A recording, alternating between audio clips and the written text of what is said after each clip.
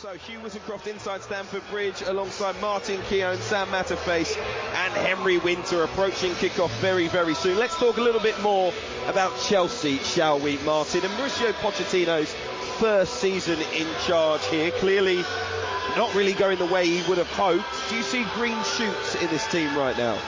Well, I think it's sort of consistency that you're looking for. I'm just looking at their games, 33 matches, 13 wins, 11 losses. Yeah. You know, that I don't think that was the order of the day when they spent, you know, what was it, £1 billion plus the new ownership coming in. I don't think it's gone in an upward curve at all. When Tuchel was allowed to lead the football club, something went very wrong here. And it now sort of, it stinks of arrogance. You know, someone coming in from America, not knowing anything about our game, and really rocking the boat. And I don't think there was a lot wrong with Chelsea. And then all of a sudden now, it's like they don't look anywhere near the level they were at. Okay, Palmer is somebody that's different, and we can see real quality there. And actually, what he's doing without looking over his shoulder, you know, the dream was to play for Man City, by the way, and they're going to win, you know, maybe 2 trophies this year already. So, you know, I'm not sure that it's really right here. I'm not sure either. I think they're on trial, these players. A lot of these players are on trial before they can really convince me. Henry? Pochettino used to share a room with Maradona at Newell's Old Boys, so there's probably not too much in football that completely sort of surprises or shocks him. I mean, there has to be sympathy, as you say, 14 first-team players injured. He's also inherited a squad with very little experience, particularly with Thiago Silva out injured now. The balance is wrong, as you say, the criticism of the owners, the long-term contracts, all those sort of issues he's inherited. One thing I would like to sort of hear less of him from is talking about Spurs. I know the sort of slot in press conferences will throw, you must be pleased to see some Spurs slowly reviving under Ange Postecoglou. He managed there for 293 games. He got them to a Champions League final. He got them to second in the Premier League. But that is the past, and Chelsea fans are quite right to say, actually, focus on us. It has been a bit of a hospital past, though, in terms of management, what he has inherited. You have to be perfectly honest, you know, in terms of... Well, this is interesting, Sam. I'm just paused because I'm looking over. There's been a lot of conjecture over the future of Conor Gallagher, particularly reports linking him with a move to Tottenham Hotspur. And now we see an image projected by the Chelsea fans, which will be very telling for the board. Yep, they haven't offered him a new contract yet. His contract has a year left to run. And away to our left-hand side, a huge banner, a tifo which goes up from the front of the shed end to the back of the top tier. And it's a picture in the away kit of the captain, Conor Gallagher, with the words, Chelsea since birth. The message is clear. Absolutely it is. And that will be a big boost for Conor Gallagher going into this game. It's a message from the fans. Don't forget us, you know. You own our football club. You might live the other side of the Atlantic, but it's our club too, and we don't want to see another one of our quality players leave. It's also in the tifo, he's wearing the captain's armband, which sends out even more of a statement. It's almost like a sort of an echo to John Terry. We want one of our own as captain and staying. It's exactly the same thing. They did this to Mason Mount as well about 18 months ago. Didn't make a blind bit of difference. They still didn't give him a contract. We shall see where the future lies for Conor Gallagher. He has just turned and applauded that stand, Conor Gallagher, so he has acknowledged the support that he's been given by the fans here this evening as he and the rest of the Chelsea players begin shaking hands with the Spurs fans ahead of a big London derby. They haven't been at their best, Martin. Chelsea have lost just one of their past 33 home league games against Tottenham. 3-1 in April 2018. Of course, Mauricio Pochettino, the Spurs boss on that day, but Spurs not at their best either. How do you see this first half in particular going? I think we're going to see a lot of action. I think you'll see Spurs pushing up the pitch, closing down. Chelsea, I'm here tonight, Stamford Bridge. It does feel there's a bit of unity. You know, I think that mural that we've seen up there, Conor Gallagher, it's cementing the crowd a little bit, isn't it? They're having their say. It's become a bit nervy here at Stamford Bridge. The few times I've been here, we've been here, Sam, commentating on games, and I just feel that the success of the previous teams has weighed heavily on this young group. They've got to go and create their own history here at Stamford Bridge.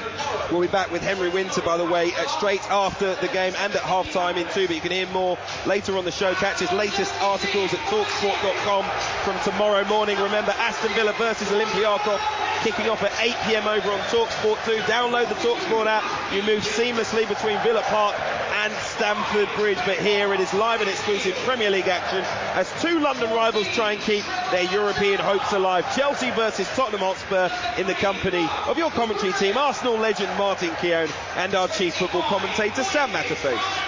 Thank you, Hugh. Evening, everyone. There was, you felt, the first rumblings of discontent in the aftermath of the North London derby. Before that, Big Ange had almost total, unswerving Spurs support. With two more set-piece goals conceded, another moment where the high line was exposed, and another defeat suffered. Their ninth since Halloween. And it wasn't just the Talksport switchboard that was twitching. To revive hopes of finishing in the top four, they must beat Chelsea tonight, and probably everyone else between now and the end of the season. But they could be in for another evening of titillation. Chelsea can be superb, which they were for large parts of Saturday's draw with Villa, or they can be abysmal, as they were 9 days ago at the Emirates. Maybe Spurs are helped tonight by the absence of 14 Chelsea first team players. They make just the one change though from the side that so nearly beat Aston Villa. First side to dominate the ball as much as anybody else at Villa Park this season. Gilchrist comes in at right back in place of Thiago Silva, who drops out with injury. Chalobah moves across into the centre of the defence. So it's Petrovic in goal, Gilchrist, Chalobah, Badiashile and Cucurella, Caicedo and Gallagher, then Madueke, Palmer and Mudryk behind Jackson in attack. Tottenham Hotspur, who make 5 changes, leave Maddison out and go with pace and power in the team tonight. Vicario is their goalkeeper, Porro, Romero, Van der Ven and Emerson Royal, the back four.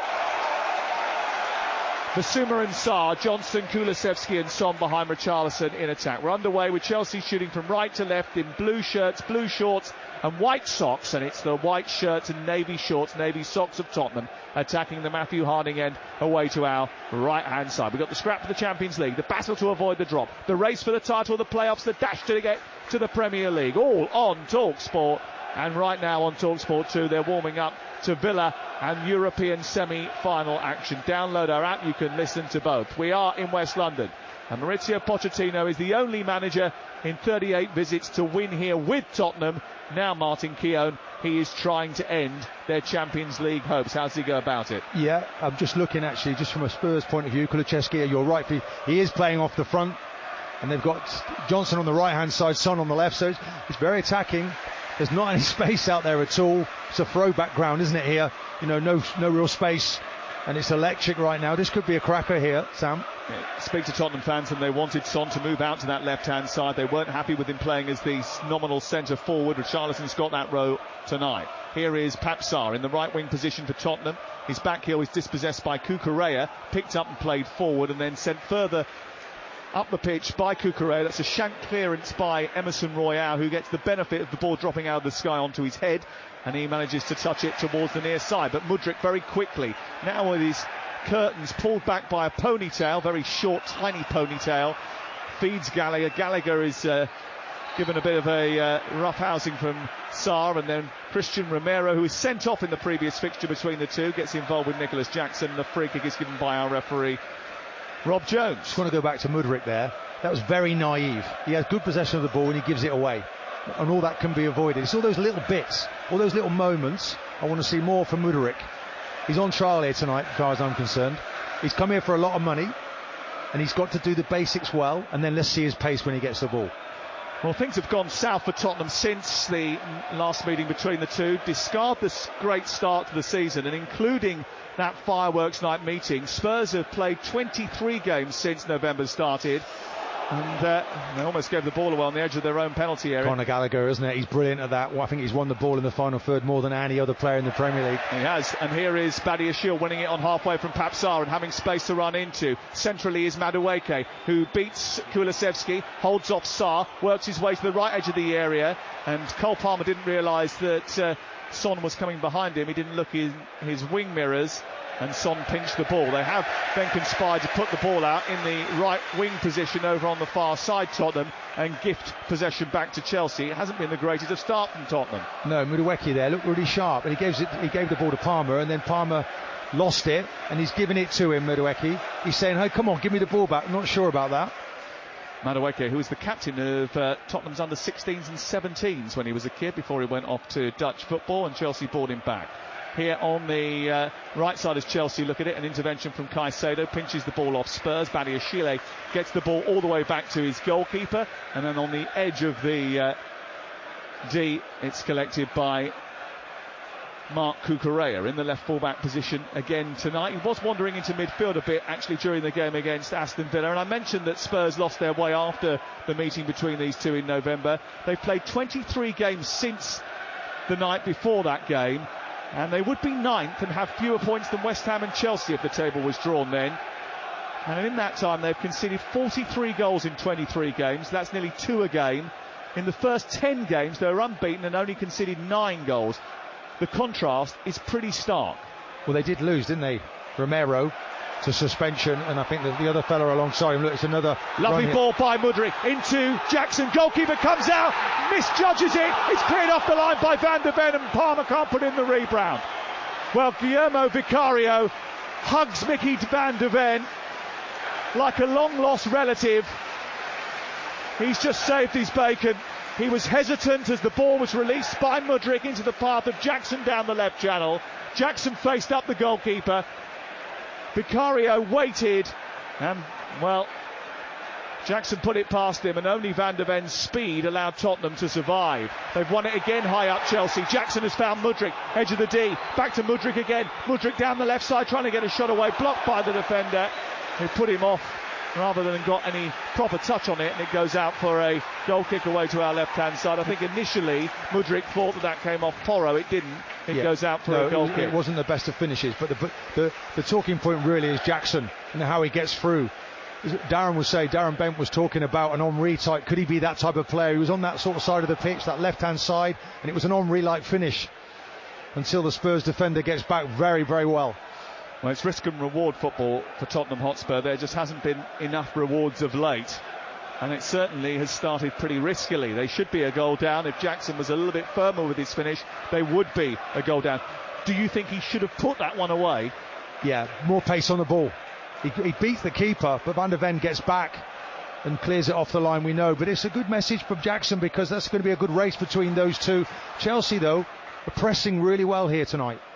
Now they look organised and in their shape, and Conor Gallagher leading that press once again. Hounds Bissouma, who was a surprise exclusion from the game on Sunday. They've spread the play to the right hand side, and Brennan Johnson picks it up, edge of the area, cracks a shot goalwards, blocked by Cucurella. It bounces out towards the near side, just in from the touchline, and Brennan Johnson receives it once again. Pedro Porro back to Johnson, then Pedro Porro once more, right angle of the penalty area. His attempt at a cross actually takes a couple of deflections and almost squirmed into the path of Richarlison. Badiashile puts the ball out of play, and just down by the corner flag, it's a throw-in to Tottenham Hotspur. Chelsea 0, Tottenham 0. Talksport on a Thursday night, and we've got live action from the Europa Conference League right now over on Talksport 2. They're building up to that as we speak. Here's Martin Keown. They've just got to take Spurs at the moment, just better care of the ball. You know, they're building their confidence, they're trying to get a win. Just occasionally you feel Spurs give it away a little bit cheaply. They've certainly done that in their own final third, and Chelsea have profited from that. Here is Kulusevski trying to spin the ball into the air. Badiashile to Palmer, who hooks it clear midway inside the Chelsea half. Jackson prods it to the near side. It's taken down by Pedro Porro, and now Tottenham will look to build again. Chelsea have caused problems for the likes of Manchester City this season in the league, but they've won just one of their 9 league games against the teams in the top 5 this season, although that was against Spurs. Ball cleared upfield towards Jackson. Oh, good take. Romero was manhandling him, and the free kick has gone the other way. Come off it, ref. Romero is the most physical defender in the Premier League, and Jackson has just given a free kick away because he's got an arm on him. I don't agree.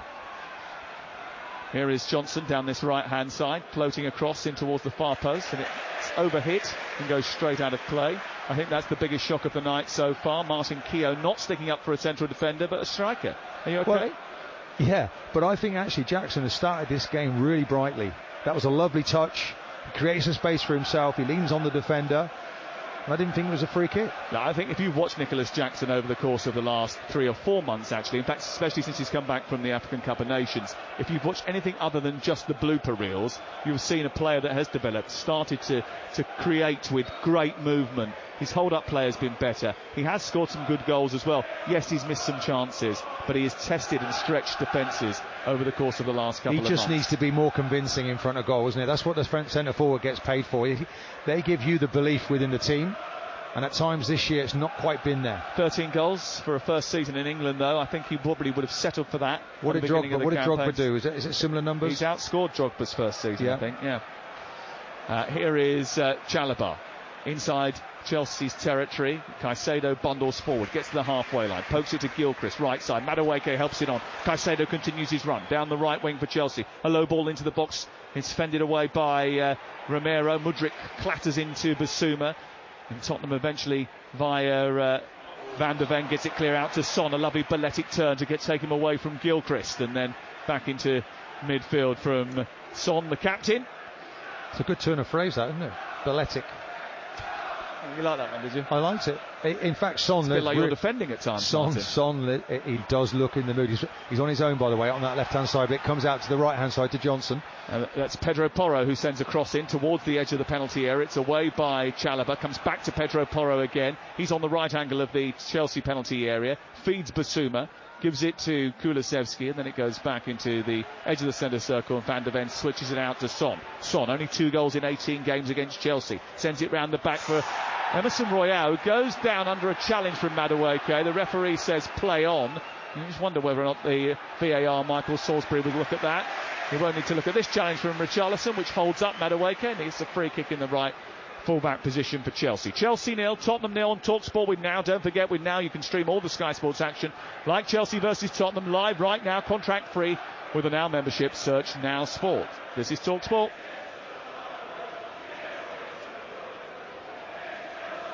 Expecting goals tonight, aren't we? Well, we've seen plenty of action. That looked a bit odd there. We're not seeing a replay of that. Madueke there.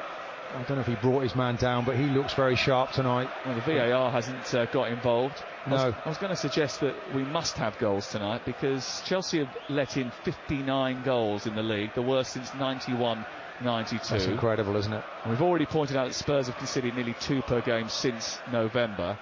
It's got to be a goal fest, hasn't it? It's a slugfest between these two. Well, you'll know the records, but I think, was it 15 that they conceded in one season? I know we managed just 17. Didn't actually become champions, but I think 15 was their record here at Chelsea. And that was when they won the title the first season under Mourinho. And I think you're going to get the gift of a replay for that Madueke incident in just a second. Badiashile has the ball on the left-hand side for Chelsea. He plays it back to Jordan Petrovic. He was supposed to be the backup goalkeeper to Robert Sanchez, but he's been injured for a lot of the campaign. Cucurella has it centre field. It was just a bit of a tug back, wasn't it, from Madueke? Yeah, I don't think there was enough in it. You just need to be careful, though, wouldn't he? Wouldn't want to do that too many times. Mudryk has it on this near side, the Ukrainian, with his blonde hair tied back, squeezes between a tight gap that goes to no one in particular, and held onto the ball maybe just a little bit too long there. Given away cheaply by Spurs, though, and Badiashile could have lifted it over the top for Jackson, didn't have the confidence to do so.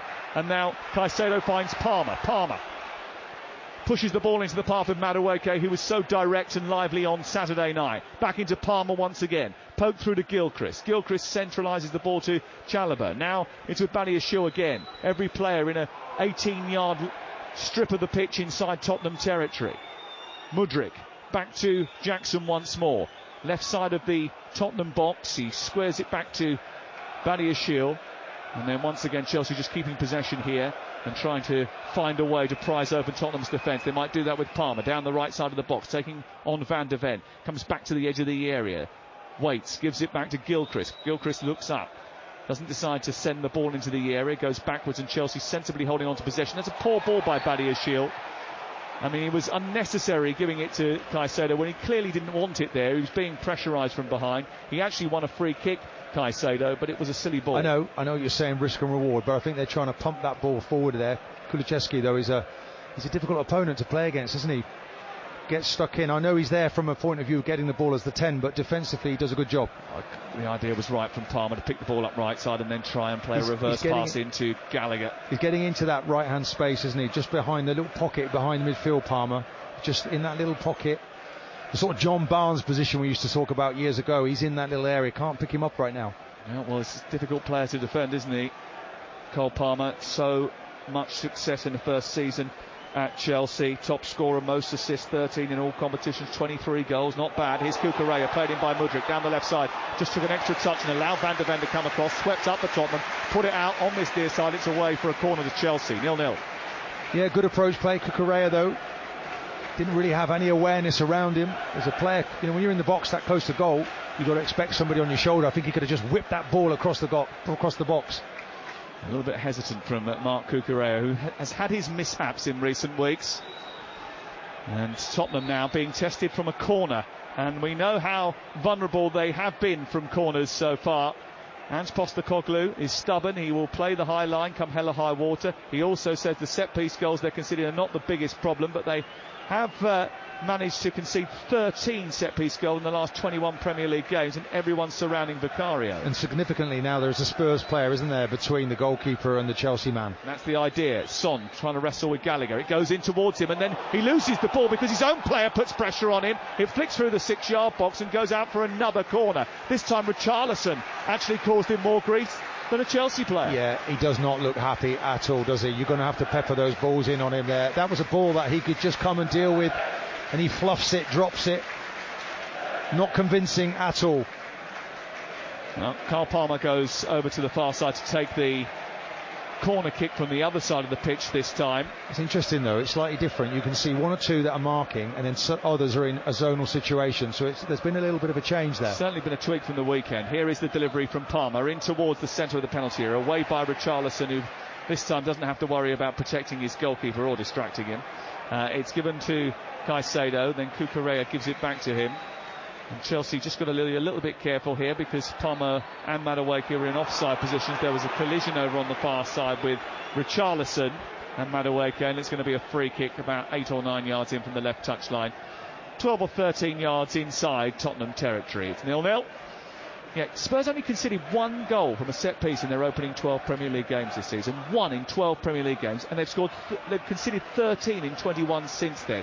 And it coincides actually with the loss of form of their goalkeeper, who had a brilliant start to the season, 79% save ratio in the first 10 Premier League appearances and 58% since. Yeah, but he's afraid of crosses, isn't he? When the ball goes in the box, he doesn't seem to be able to deal with it. I think he's not bad in terms of the way that he's shot stopping. Okay, you'd expect me to say that, but something goes, when you get around him, he's affected by you. Chelsea won it again inside Tottenham's half of the field, and Chelsea have actually started the brighter. Remember, it's Tottenham who need to win this to keep alive their hopes of Champions League football. Chelsea fans would love nothing more than to torpedo their Champions League hopes. They gleefully remember the Battle of the Bridge 8 years ago today.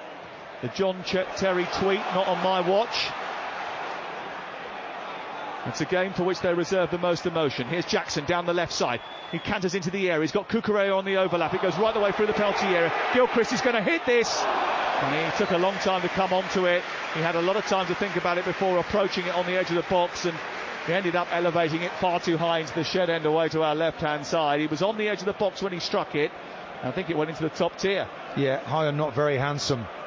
But he hit it nonetheless. He scored a very good goal. A bit closer to the goal, shall we say, on that occasion. But this one was too far away for him. Ball sent upfield by Spurs, but it's a Chelsea head that gets there first. Chalobah headed it back into midfield. Spurs haven't had much action inside the Chelsea half of the field yet. And it's Chelsea who are defending the halfway line. They've dropped off now as Kulusevski comes forward, finds Pedro Porro. He feeds Brennan Johnson, right side. A low cross into the box. Richarlison trying to get there. Petrovic did get there, and he pushes the ball away to safety for Chelsea. Good chance. Yeah, best action we've seen. A ball into the box early. Johnson whips it in. The keeper just gets there before the attacker. It was a good accurate cross from Brennan Johnson. And Jordan Petrovic had to react. He came out in his bright yellow goalkeeping uniform, thrust his hand at the ball and pushed it some distance. Kulusevski conspires with Son, who tries to feed Emerson Royale, but the intervention comes from Caicedo, and then Madueke releases Palmer. Palmer trying to get over the halfway line, but Suma has to come and snaffle the ball up, and he does exactly that. Yeah, they see Palmer, don't they, as the danger man. Straight away they shut the door on him. No surprise about that. Tottenham, I don't think, have the same enmity towards Chelsea as Chelsea do towards them. I suppose it's tempered by rivalries with Arsenal and West Ham, but they certainly aren't fond of one another, that is for sure. In their build-up, Chelsea go to a 3, don't they? And Cucurella now, he's the sort of inverted fullback, comes in, sits alongside the midfield player. And then Conor Gallagher, who's a midfield player now, can go and join Palmer as well. So it gets good numbers into the final third. Madueke down the right side, outwitting Royale, gets into the penalty area, pulls it to the 6-yard box, read by Romero, and flicked out to the far side and away for a throw-in. But he had the beating of Emerson Royale there, Noni Madueke. It was direct and it was aggressive, and he got into the box and got to the byline. That thrust, isn't it, from him? But Romero read it beautifully. Well, Chelsea did chop and change their formation on Saturday night. They moved Cucurella into that midfield position. I think, especially in the second half, that worked, and that's why they've continued that. I'm not actually sure whether or not it was to get an extra man in that position or just to get him as far away from his own goal as possible. We're out of order. He just needs to take better care of the ball, though, doesn't he? Sometimes you see it there, and he doesn't go forward. He goes back. So it tells me that he doesn't have a picture. He doesn't get his body sideways on, which is not an easy thing to do. You need to receive the ball on your back foot and go forward. Simple. 0-0 the score. Chelsea have a set piece then. This is about 4 steps in from the right touchline, and it's about 12 yards back from the angle of the penalty area on the right side. So it's perfect for a right footer to float this one in behind the Tottenham line. Edge of the box, isn't it? It's not. Yep. I would have thought normally they're a little bit higher than this, so they've maybe adjusted Tottenham. And Romero and Jackson getting reacquainted with one another again as the free kick comes in by Gallagher in towards the back post, flicked away but only as far as Badiashile. And it was Van der Ven who got first contact on it. Badiashile then found himself free on the edge of the penalty area but couldn't do anything with the ricocheted ball, and it goes out of play and away for a throw into Chelsea on the left side. 20 minutes gone, still goalless, but it's been a bright start from Chelsea, but Tottenham have had one very good chance.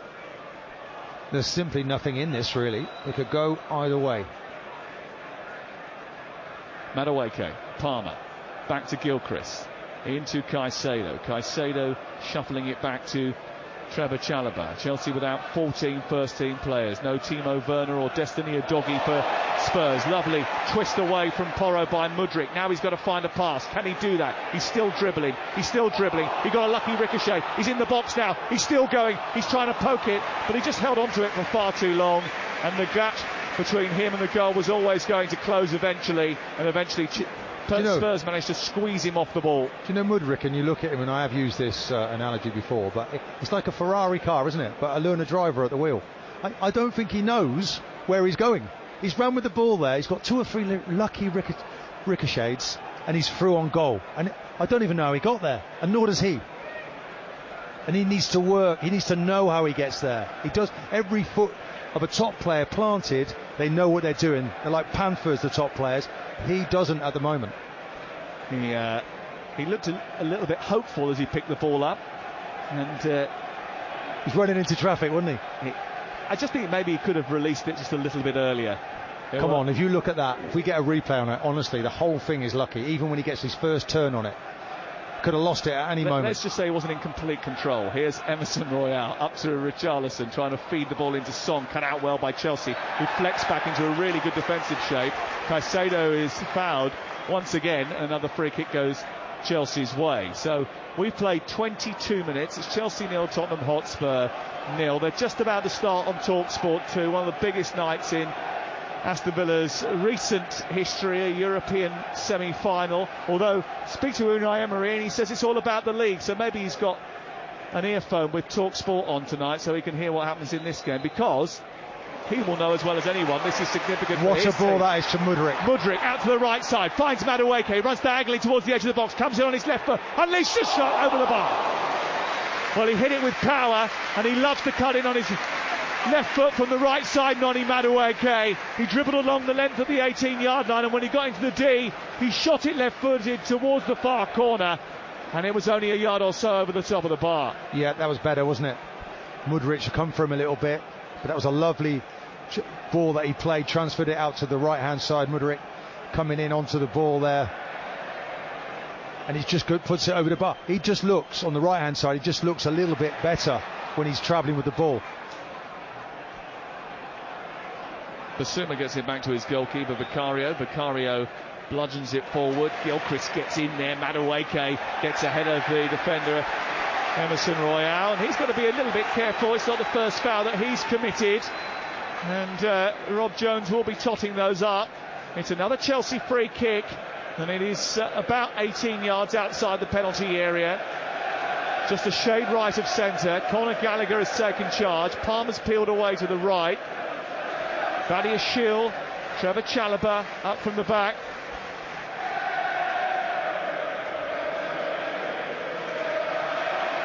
And Chelsea have got to make this possession count. 0-0.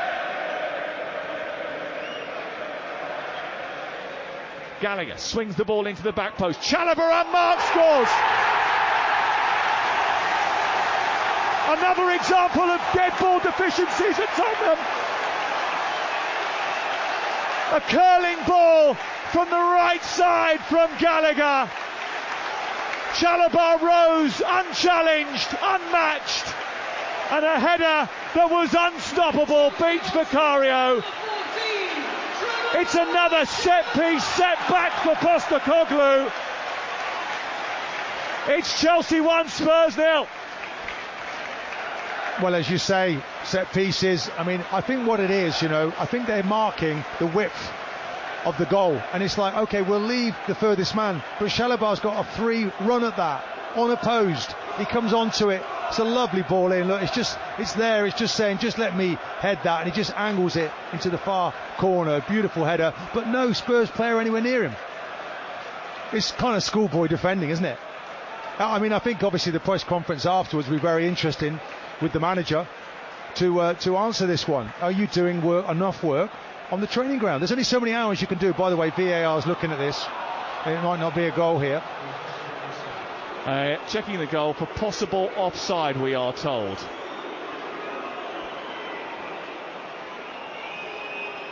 Well, we don't have the VAR monitors or access to it, so we can't tell you whether or not that they've decided it is offside, but they are checking for possible offside. Remember, Conor Gallagher took a set piece, so it's a dead ball situation, so you would have thought that Chalobah could have timed his run perfectly there. He is celebrating as if he has timed it well and scored his goal. It would be his first of the season, but they are checking. Michael Salisbury back in Stockley Park, putting the lines on. I think he looks okay. Yeah, we're just looking at a replay of this, and I think he looks as if he's on. Let's see. He did go a little bit early. Well, when you look from that angle, but I think the initial angle, I think he looks as if he's safe, but we'll see. Well, we'll soon find out. Rob Jones just getting some instruction from Michael Salisbury, who's in the VAR hub. And Mark Cucurella might well be the one who ends up being signified as offside. Possible foul now, they're saying on VAR, so I wonder... Hold on, so we've had the offside they've decided is okay. Now they're checking for a possible foul. Now, Chelsea, remember, were denied a victory in the game at Aston Villa after a foul was given against Benoit Badiashile in the build-up to the goal that Axel Disasi thought had won the game. Now, was there a blocking off moment there with Cucurella getting involved with a defender in front of Chalobah? I don't think that defender can get to it. Goal given. Yeah. So we've had an extensive VAR check. They've checked for offside. They've checked for a foul by Cucurella.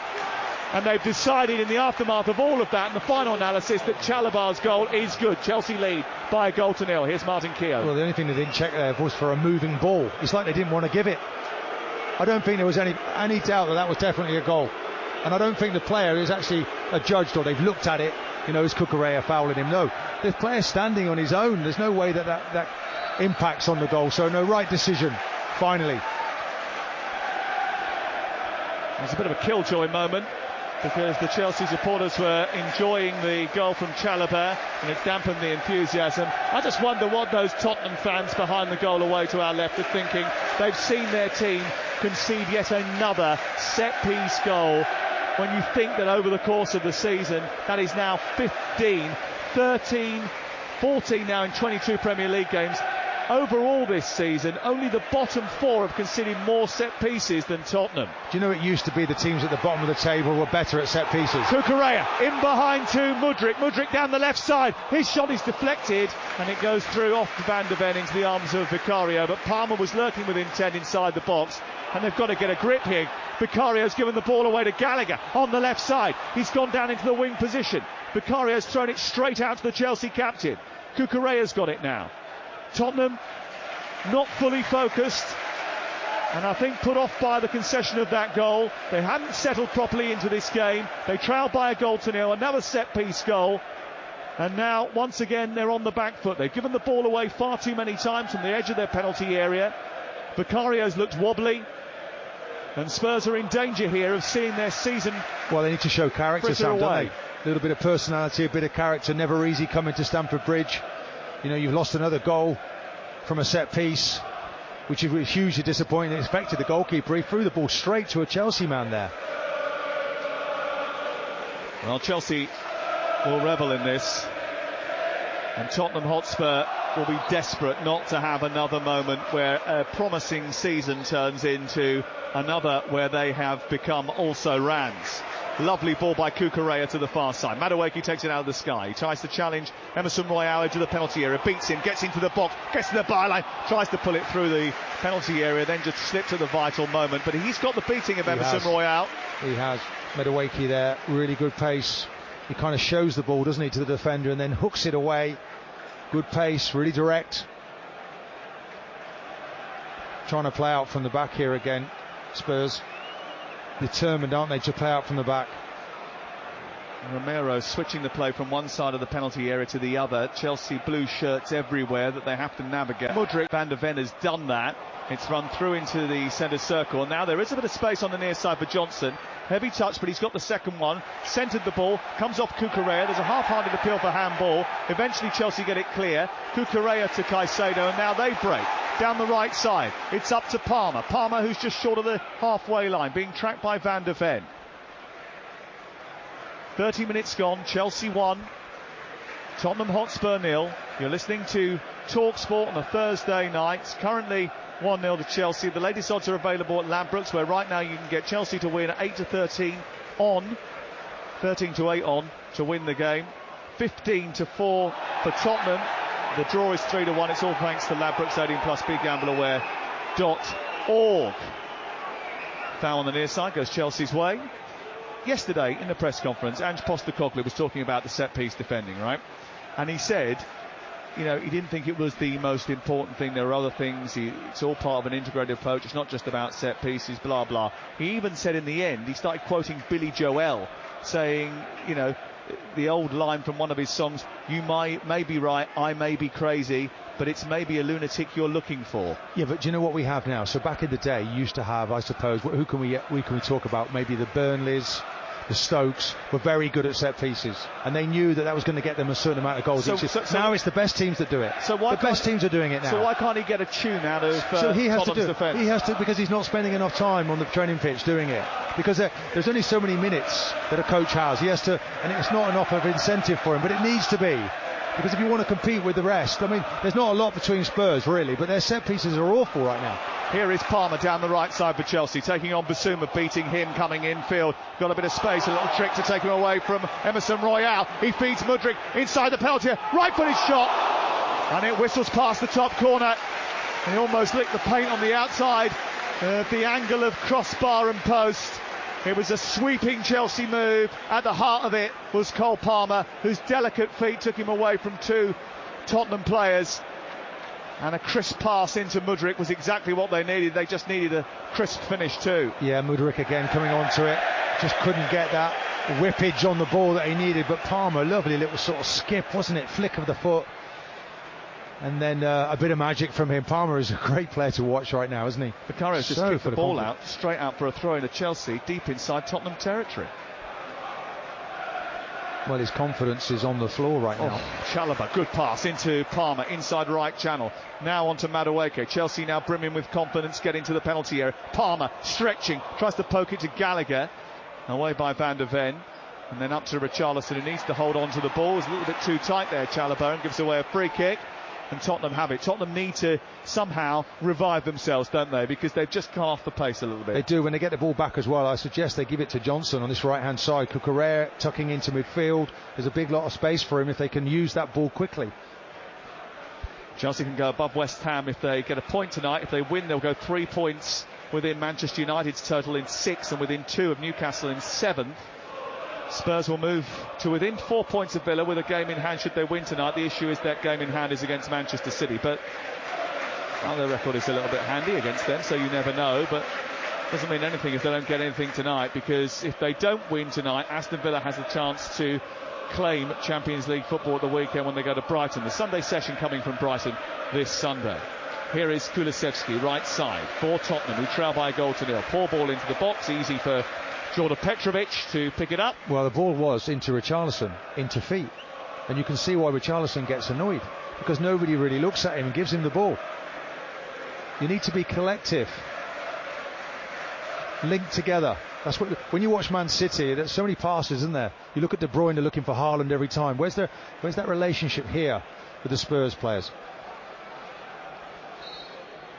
Henry Winter is with us tonight. You'll hear from him at half-time. You'll be able to read his take on tonight's action tomorrow on the Talksport website, talksport.com.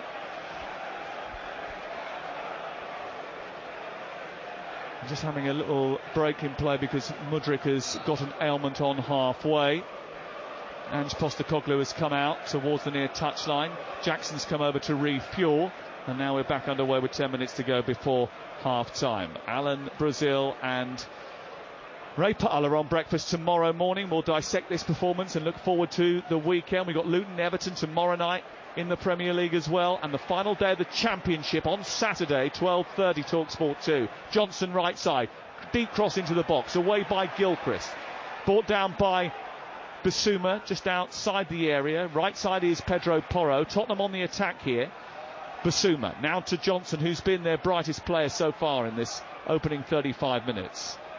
Romero, Van der Ven slipping it to Kulusevski. First time ball is behind Richarlison. Cucurella gets it back to Petrovic, and Petrovic will put his size 10s through the ball up towards the halfway line. Kulusevski there giving the ball away again. It's a pivotal role where he's been asked to play tonight. Obviously Palmer doing the same, isn't he, for Chelsea, doing it much better. But I think he's an intelligent player, Kulusevski, so let's see if he can actually improve. At the moment it's not working in that role. Yeah, his output in terms of assists has gone down this season. I think it was 7 and then 8, and it's only been 3 this season in the Premier League.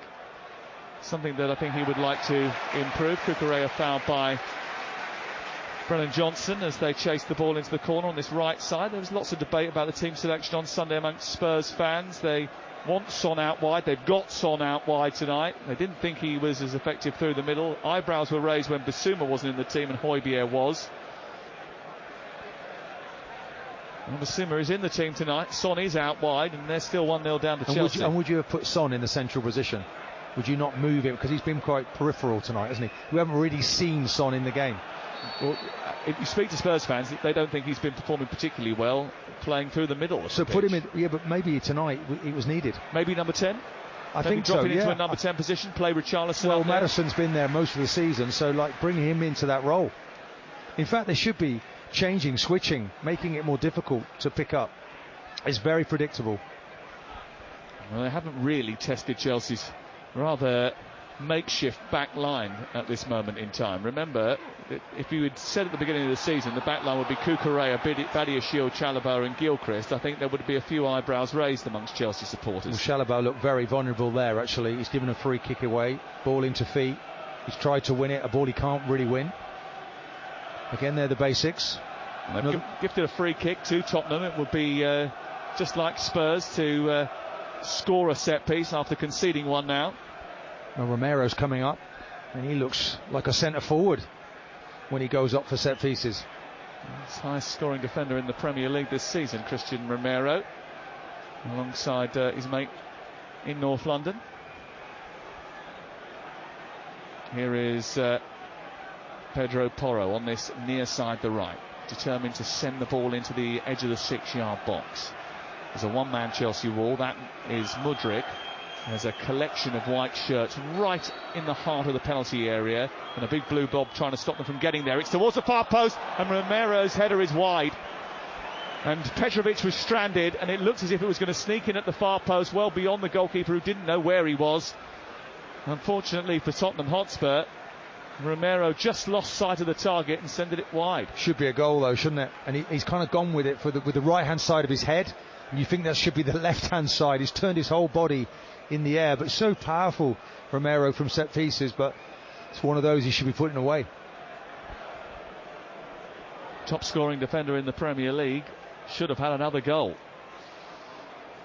Mickey van de Ven heads the ball away. Chelsea win it back and then gift it straight back to Johnson. Halfway line is Pedro Porro, who needs someone to show for him. Richarlison does. Little flick to Sarr, but Caicedo, who seems to have thrived actually after emerging from the shadow of Enzo Fernandez. I don't know whether or not it's because Gallagher sort of gets out of his way and gets further forward, or it's because Cucurella supplements the numbers in midfield, but Caicedo's had a good couple of games in that Chelsea midfield, and his best games have coincided with Enzo Fernandez's absence. Here he is on halfway, almost giving the ball away. Commentator's curse. On cue, yes. Madueke down the right side, finding Palmer. 39 on the clock, looking for Madueke again, who bursts away. Pass Royale, poorly timed challenge. He goes back and twists him again. He's enjoying himself tonight, Madueke. Gives it back to Gilchrist. Gilchrist into Palmer. Palmer back to Gilchrist, and Chelsea still on the attack once more. Chalobah halfway. Can they manage this game well, Chelsea? Because so often this season they've gifted leads to the opposition after going in front. Lovely ball out to Noni Madueke from Badiashile. Then on to Palmer, right side. Those two revelling in the space that they've been afforded, the room they've been afforded over on that far touchline. Badiashile once again into Mudryk, Cucurella, Mudryk, Cucurella runs into to Pedro Porro, wanted the free kick. Chelsea stopped, said I'll have that rather than playing the advantage, and they want a yellow card here for Pedro Porro. I think that's an example of the confidence now that's running through this Chelsea team, popping the ball around really nicely, all looking really comfortable. I do feel that Palmer's the one though, isn't he? He kind of sets the rhythm because he's absolute quality on the ball. Really cool. Well, Palmer's the one who's oozing confidence even when things aren't going well. He is someone who is constantly wanting the ball, asking for it, calling for it. He's given it to Mudryk here, who's running from the left touchline, and then he's ballooned the ball again. That calm head that is possessed by Cole Palmer just isn't there with Mudryk. He rushes everything. It's all a little bit forced, isn't it? And that was a forced effort when there wasn't really an opportunity on. Yeah, and if I'm here tonight, as a part of the coaching team for someone else, and I'm looking at that thinking, do we want to buy him? I'm thinking, no, that's the decision making that he's not quite right in his game. Now, looking at the statistics, Chelsea very much on top. Their expected goals tally is 1.47. Their ball possession better than Spurs. 9 attempts on goal, 3 shots on target, 6 off target, 11 free kicks, 2 corners. Tottenham's statistics, XG of 0.04 in the first half. 2 goal attempts, none of them on target. Van de Ven trying to get clear over the halfway line after tussling with Jackson. He feeds Son over on the far side 4 minutes before half time. This is Talksport. Ball infield to Bissouma, who swings it out towards the near touchline. Aston Villa lead against Olympiacos as the ball goes in towards the back post. It's headed away by Gilchrist and it goes out. That goal has been chalked off for VAR. It's still 0-0. A dramatic moment at Villa Park. Chelsea win the ball and there's numbers over here. Jackson does well to twirl away from Romero, and then Romero goes back at him, got the ball. Jackson wants a free kick, not going to get one. But Tottenham again looks a little bit easy to unpick. Little pirouette there, would you say? Yes, I think that's probably about right. Yeah, I think so. Is that descriptive enough? Yes, perfect. He looked very, very pretty there, didn't he? I mean, look, good, clean feet. Here we go, Johnson. Into the penalty area, powering away down the right side, blocked by Cucurella, and it's pushed out for a corner. So Aston Villa 0, Olympiacos 0 in the Europa Conference League semi-finals. Fiorentina lead Club Brugge in the same competition by 1-0. Atalanta have gone in front in the semi-finals of the Europa League. They lead Marseille by 1-0. 13 minutes gone there. Still Roma 0, Leverkusen 0. Chelsea lead 1-0 in the Premier League tonight. Live and exclusive to National Radio right here on Talksport this evening. Corner to Tottenham Hotspur. Pedro Porro will take it. There is 4 clutched on the penalty spot, trying to wrestle for space inside the area. Pedro Porro delivers it right to the back post. Bissouma receives it, tees it up for Kulusevski, 10 yards outside the box. Another chance for Porro to centre it. It's ballooned behind, and it goes out for a goal kick away to our right-hand side. Chelsea 1, Tottenham 0 on Talksport with Enterprise Rent-A-Car. Enterprise has 450 branches with all the vehicles your business needs.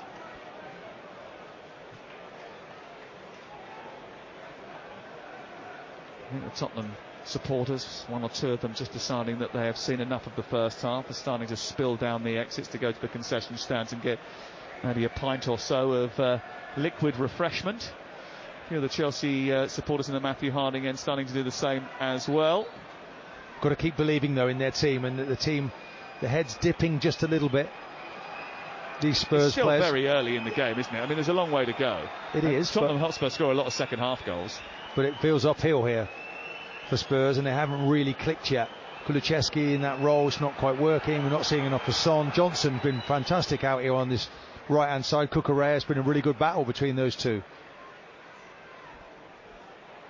Son, far side, trying to take on Gilchrist from the goal kick, and they decided to go long. Chelsea, they're a bit more pragmatic there. Chalobah helping it up to Jackson. Jackson stretching, not going to get there. Romero very quickly covers the ground inside the centre circle, pinches it and plays it to the left.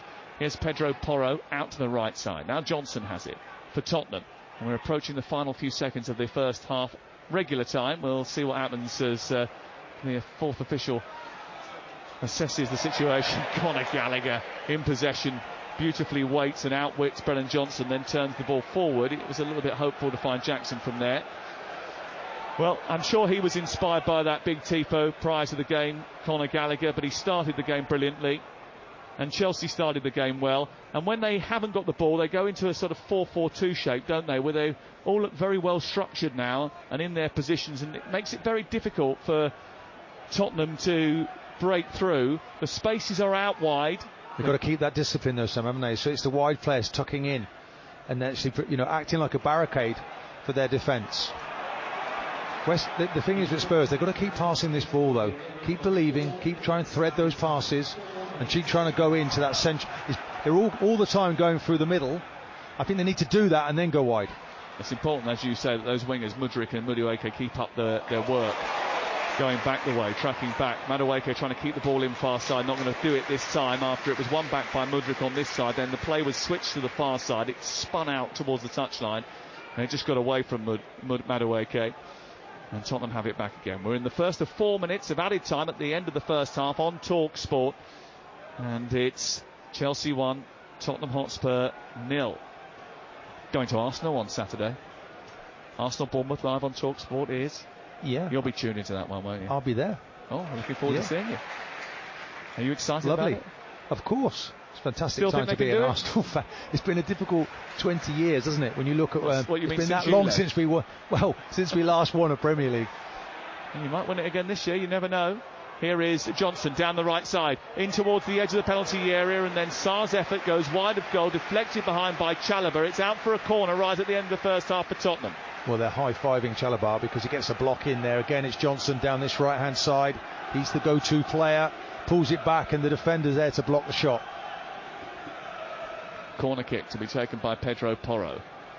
The assistant Ian Hussin on this near side just glances over at the ball to make sure it is overhanging the quadrant as per the laws of the game. Pedro Porro, hands on hips, just has to wait because there's a bit more pushing and shoving inside the penalty area. This is what... Guess who's involved? Romero. Chelsea do very well is that they do disrupt, and therefore the referee's eyes are watching inside the penalty area when you... I think it's Chalobah, isn't it? Yep.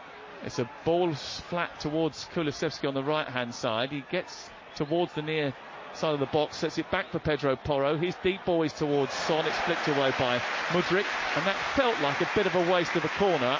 You could sort of see that they were trying to be a bit inventive there, but it didn't come off. Yeah, it was unlucky. Mudryk just about does his job. Son trying to pull off his shoulder. A bit more pace on the ball would have been better though. 1-0 to Chelsea, the goal coming from Trevor Chalobah, his first of the season. A headed goal from a set piece again. The undoing for Tottenham Hotspur. Ball loose, be picked up by Gallagher here, who got there ahead of Papsar, wanted a free kick, wasn't forthcoming. Here's Johnson, his ball into the box, takes a deflection. Kukurea was the one it hit, and it was lucky for Petrovic that he saw it, because it spun up towards his left. He had to readjust and catch it. You're right to identify Johnson as the key attacking threat, and I think that's probably because Kukurea is a little bit more adventurous than Alfie Gilchrist, and is leaving space for Johnson to try and expose, and they're trying to send him in again down that right hand side, and Kukurea's got to be smart here, and just runs across the body of Johnson, stops him from reaching the ball. It goes out and away for a goal. Totally committed there, Kukurea. Sometimes I watch him and I think he doesn't go flat out quick enough, and there he certainly did. He knows, because he wants the ball in possession. He's in midfield, but when he's out of possession, when they're out of possession, he's really out of position, so he's got to get back as quick as he possibly can. He did it really well there. Aston Villa were in front, then VAR got involved and chalked it off, and then Olympiacos have scored at the other end. Olympiacos lead Aston Villa by 1-0. Do you think Evangelos Marinakis will be happy with VAR today? Well, he's the chairman of Olympiacos. Oh, well, that's a difficult one for him, isn't it? Oh, yeah, I bet he is. Ball out of play on this near side. Spurs have given away a corner. Have they got a paid official working for their club? Probably. In the same way that Clattenburg is? Yeah. Maybe Mark doubles up, actually. What's his Greek like? I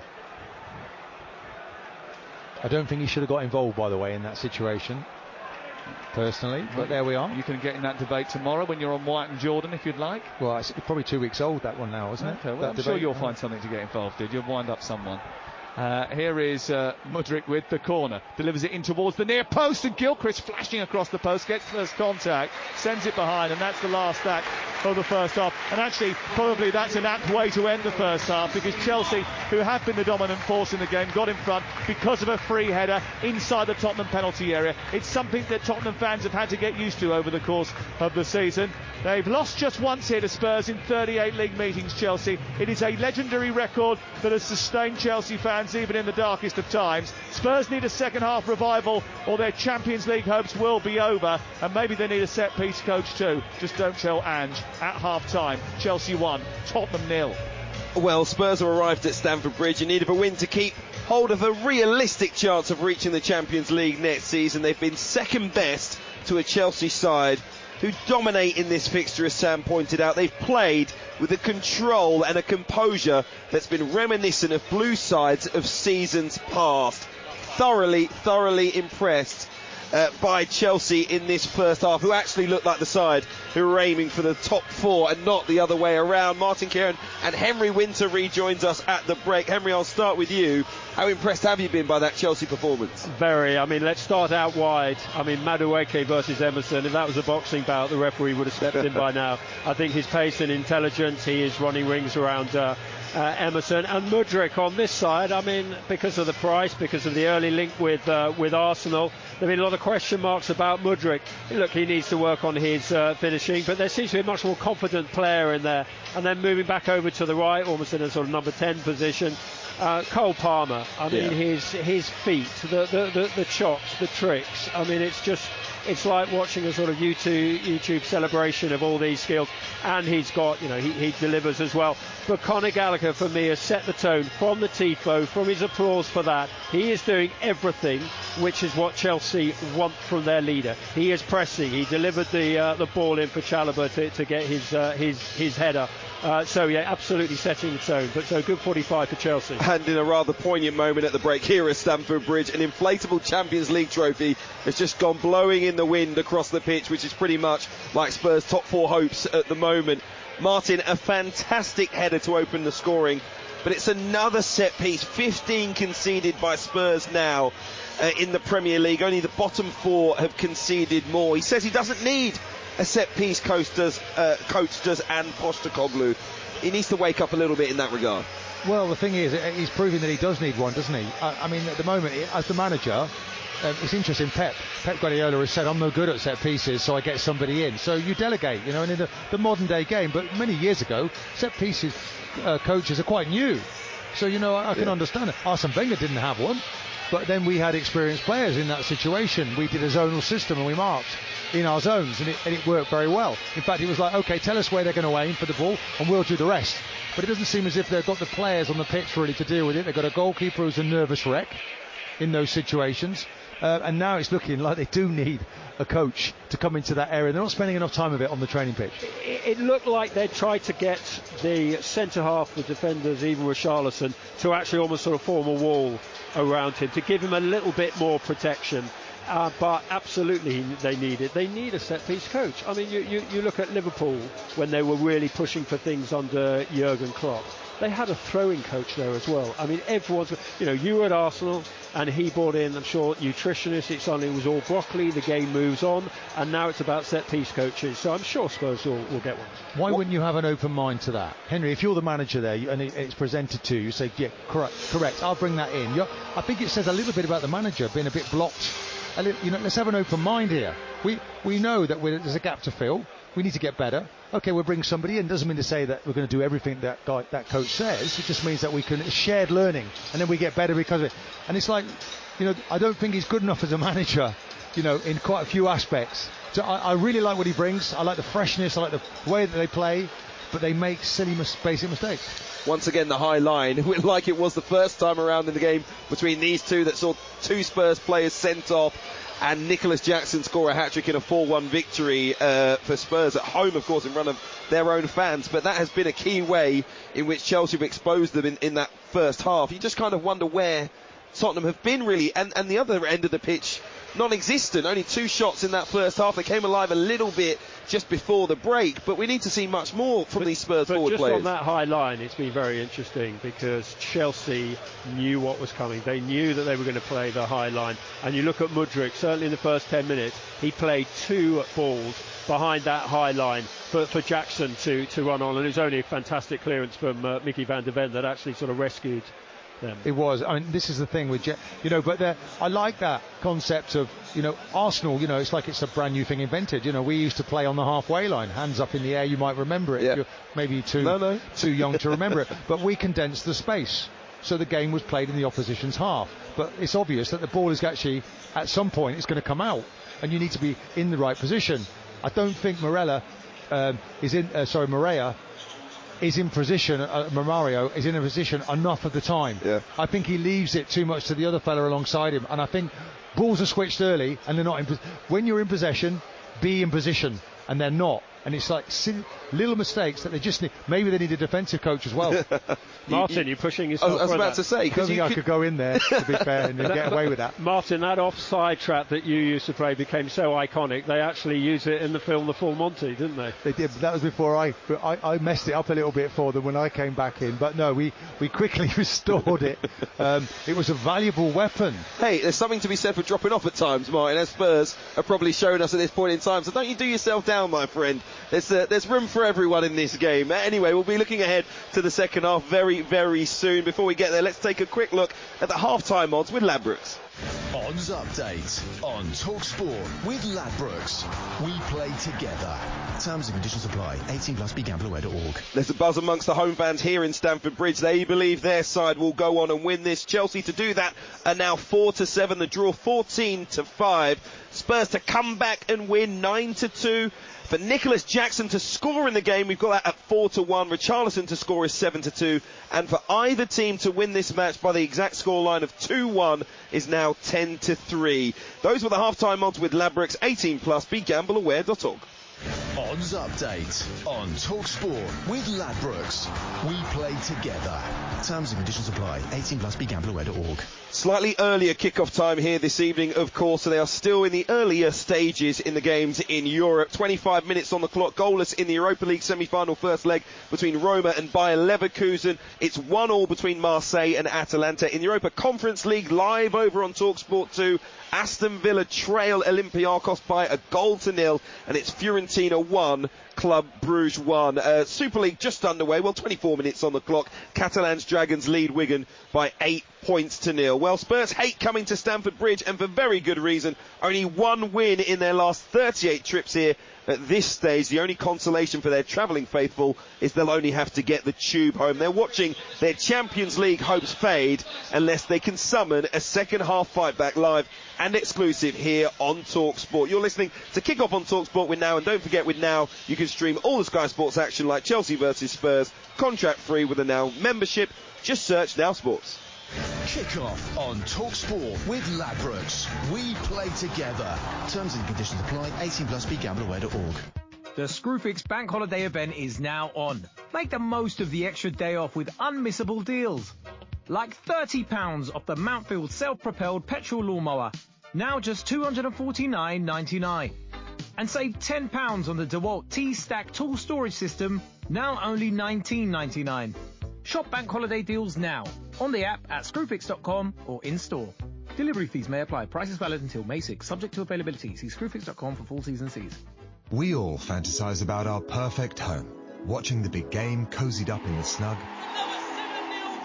Balmy summer nights with the kids playing on the lawn. We're playing real-life football! But come on, this isn't real. Listen, if you're serious about making your fantasy a reality, find out what your home is worth instantly with a free online valuation estimate. Get real about moving. Get on the market. Most common time to obtain an online quote between 1st of June 2022 and 30th of September 2022 is under 3 minutes. Excludes Northern Ireland. Who are you going for in the racing today? The favourite. And tomorrow? The favourite. And the next day? The favourite. The Sun's horse racing pullout, The Favourite, is now in the paper 7 days a week. Yes, that's right. Every single day. Bringing you even more top tips, more form guides, more race cards, and all the colours and silks. Get your favourite pullout every day in the Sun, the home of racing. Uno is now available in McDonald's Happy Meal. So let's see who can shout Uno first. Bring it on. Yes, no, a wild card. Right, yes, back in the game. Yes, no, draw one card. Uno. Better luck next time. Have fun with your Uno cards. Does that one count? Nope. Oh, some fun, some food. It's all inside this Happy Meal. Until 7th of May from 11 a.m. Includes one pre-selected book or toy. Uno range comprises toys only, while stocks last. There will be 14 minutes of extra time.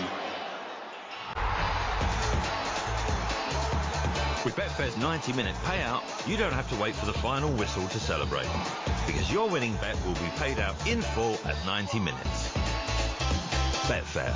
Applies to match odds 90 market or markets with a 90 icon. Sportsbook exclusive. Terms and conditions apply. 18 plus. BeGambleAware.org. Mwah.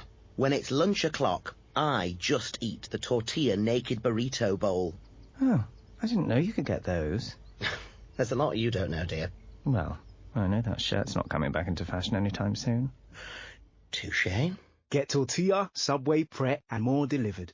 For lunch and everything else. Did somebody say just eat? Charges apply. Check available restaurants in your area and opening times on justeat.co.uk for details. Kick off on Talksport with Now. Stream all the Sky Sports action like Chelsea versus Tottenham live today, contract free with a Now Sports membership. Search Now Sports. 18 plus. Stream via internet. Terms apply.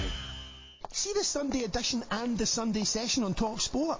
I always get the two of them mixed up. Session, edition, they sound like the same thing. It's dead confusing, which is why I've come up with a poem to help you tell them apart. Okay, here goes. There's the one called the Sunday edition, with two men on a weekly sports mission. The phone lines are humming, and Henry Winter is coming, so make it your morning must listen. The Sunday edition, your unforgettable full-colour Sunday sports supplement with legendary football writers Henry Winter and Sean Custis. Hear all about it this Sunday morning from 9 on Talksport. Well, you are joining us back at Stamford Bridge here on Kickoff, where Tottenham Hotspur trail Chelsea by 1-0 in this London derby. It has been a game in which Chelsea have played far above what they have in many of their matches so far this season. They've really controlled the possession. They've controlled the chances. They could have had more. In the end, it's Trevor Chalobah's goal from another set piece that has put Chelsea in front. And Postecoglou, no matter what, will have to field more questions around their defending from the set piece situations a little bit later on when he speaks to the media. Remember, we'll have the interviews live here on Talksport in the sports bar. Sam Matterface will go down and speak to Mauricio Pochettino and Postecoglou as well. Remember, you can have your say on everything, including the game over on Talksport 2, where Aston Villa now trail Olympiacos by 2-0, just 32 minutes on the clock. Hit live games if you're listening to the Talksport app. You can also get it on your smart speaker. Just ask for Talksport 2, and it's of course available on DAB if you are around the car. There is just driving around in the car. There is just one bit of news I want to bring you and discuss with you, Martin Keown, alongside me, the Arsenal great, and that is Newcastle midfielder Sandro Tonali being given a suspended 2-month ban after he admitted more breaches of the FA betting rules. He will not serve the ban if he does not commit any further breaches before the end of next season. Of course, he is already serving a 10-month ban which runs until August. What do you make of that decision? I think that's just about right. I think you've got to remember he was putting those bets on, and he hadn't yet been sanctioned, hadn't been punished. So I think really it's right and proper. I think maybe he's suffered enough. He's been out for a very long time, and they've got that one right. Henry Winter is also here alongside us. Do you agree with Martin? Totally agree. I think that the contrition that he showed, the evidence that he sort of provided, he was almost confessing to the commission. He was giving them extra evidence which they hadn't necessarily sought. So I think he was. I think they took that into account. I think the fact that it was significant that he voluntarily offered to take a cut in wages, which I can't imagine too many footballers would do. But fair play to him, because he'd let his new club down. So good for him for doing that. And you just wish him well, because, and look, he is not alone in having, obviously we saw it with Ivan Toney, but there will be others out there who will see the punishment he's got, and I hope that they go and seek some therapeutic help as well, as he is now doing. And look, you have to wish him all well for the future, because it is an illness that he's been suffering from. On the wages front, by the way, it was something I did do when I went to Reading. I went to Steve Coppell, and I was injured there for about 2-3 weeks, and I said, look, just don't pay me, because it's embarrassing. I'm injured, I've come from Leicester, don't pay me my wages. He said, well, that was a first. But luckily I was fit, Henry, within a couple of weeks, and so he didn't have to dock me any money. But that is you, Martin, and I've known you a long time, and you've got principles like that, but not many do have. No, I felt embarrassed though. It was just one of those situations. I wouldn't say Reading were paying me much money, Sam, as you yawning here, watching. But Rolls Royce in the car park. Sam's falling asleep here. He did Reading a favour. He rocked up in his Bentley and said, don't pay me. Thank you very much, Martin Keown. At least I didn't fly in a helicopter like some of the players might have been. The local Waitrose closed down as a result for 2 weeks. And they were their sponsors. We are just about to get the second half underway at Stamford Bridge. Spurs were out in a big huddle. Some choice words from their captain before this second half. They need to respond. It's Chelsea 1, Spurs 0 on Talksport with the Arsenal legend Martin Keown alongside Sam Matterface. 8 years ago today, the Battle of the Bridge took place. An ill-tempered match which saw Tottenham draw. And it meant that Leicester were crowned the Premier League champions. Had Tottenham won the game, they'd actually have been 4 points behind Leicester with 2 games to go each. They probably wouldn't have won the league, but that officially stopped it. 12 players were booked in the match, including a Premier League record 9 from Tottenham. Moussa Dembele was hit with a 6-match ban for gouging the eye of Diego Costa. It was the kind of game that Martin Keown would have been at home in. You're out of order, Sam. People just see me in one particular way. What about those light feet? Very good in a 1v1 Here's situation. Richarlison inside the penalty area at the start of the second half as Tottenham come on the attack in white shirts and navy shorts, attacking the goal away to our left, the shed end. All in blue, Chelsea from left to right. Here is Brennan Johnson, and it's whipped through the penalty area and punched away by Jordan Petrovic from Pap Sarr's cross ball, which was menacing and Great well dealt ball, with. Wasn't it? So much venom on that. Goalkeeper gets a hand to it, parries it away. Gilchrist done well, actually. Gilchrist, we didn't mention him, Sam, in that first half. Van de Ven just edges Jackson off the ball. Referee says play on. We'll go through the 2 11s in just a second. There have been no changes at the start of the second half. But here comes Spurs. There's a change to their tempo. Son down the left, taking on Madueke. His left-footed cross takes a deflection, goes behind, it's away for a Spurs corner at the start of the second 45. Madueke there, that's as important as anything he did in the first half, getting that foot in the way of that. You come back, you defend. He's done that for his team, but Spurs really, obviously there's a flea in their ear at half-time. Managers got into them, and they've started really well here. Go through the 2-11s for you in just a moment. There is some sorting out to do for Rob Jones again. Jordan Petrovic, the Chelsea goalkeeper, the back four. Gilchrist, Chalobah, Bania, Sean, Cucurella, Caicedo and Gallagher in midfield, with Madueke on the right, Mudryk on the left, Palmer in the 10 and Jackson leading the line. It'll be Tottenham in just a second, but they have a corner to be taken far side. And they'll be whipped in by Pedro Porro, their right fullback. He hits it low, it's easily cleared away. In fact, there was a bit of pushing and shoving going on, which ended up with Cucurella clutching his face and heading to the floor. And that's going to be a free kick. Chelsea inside their box. So Tottenham have got Vicario in goal.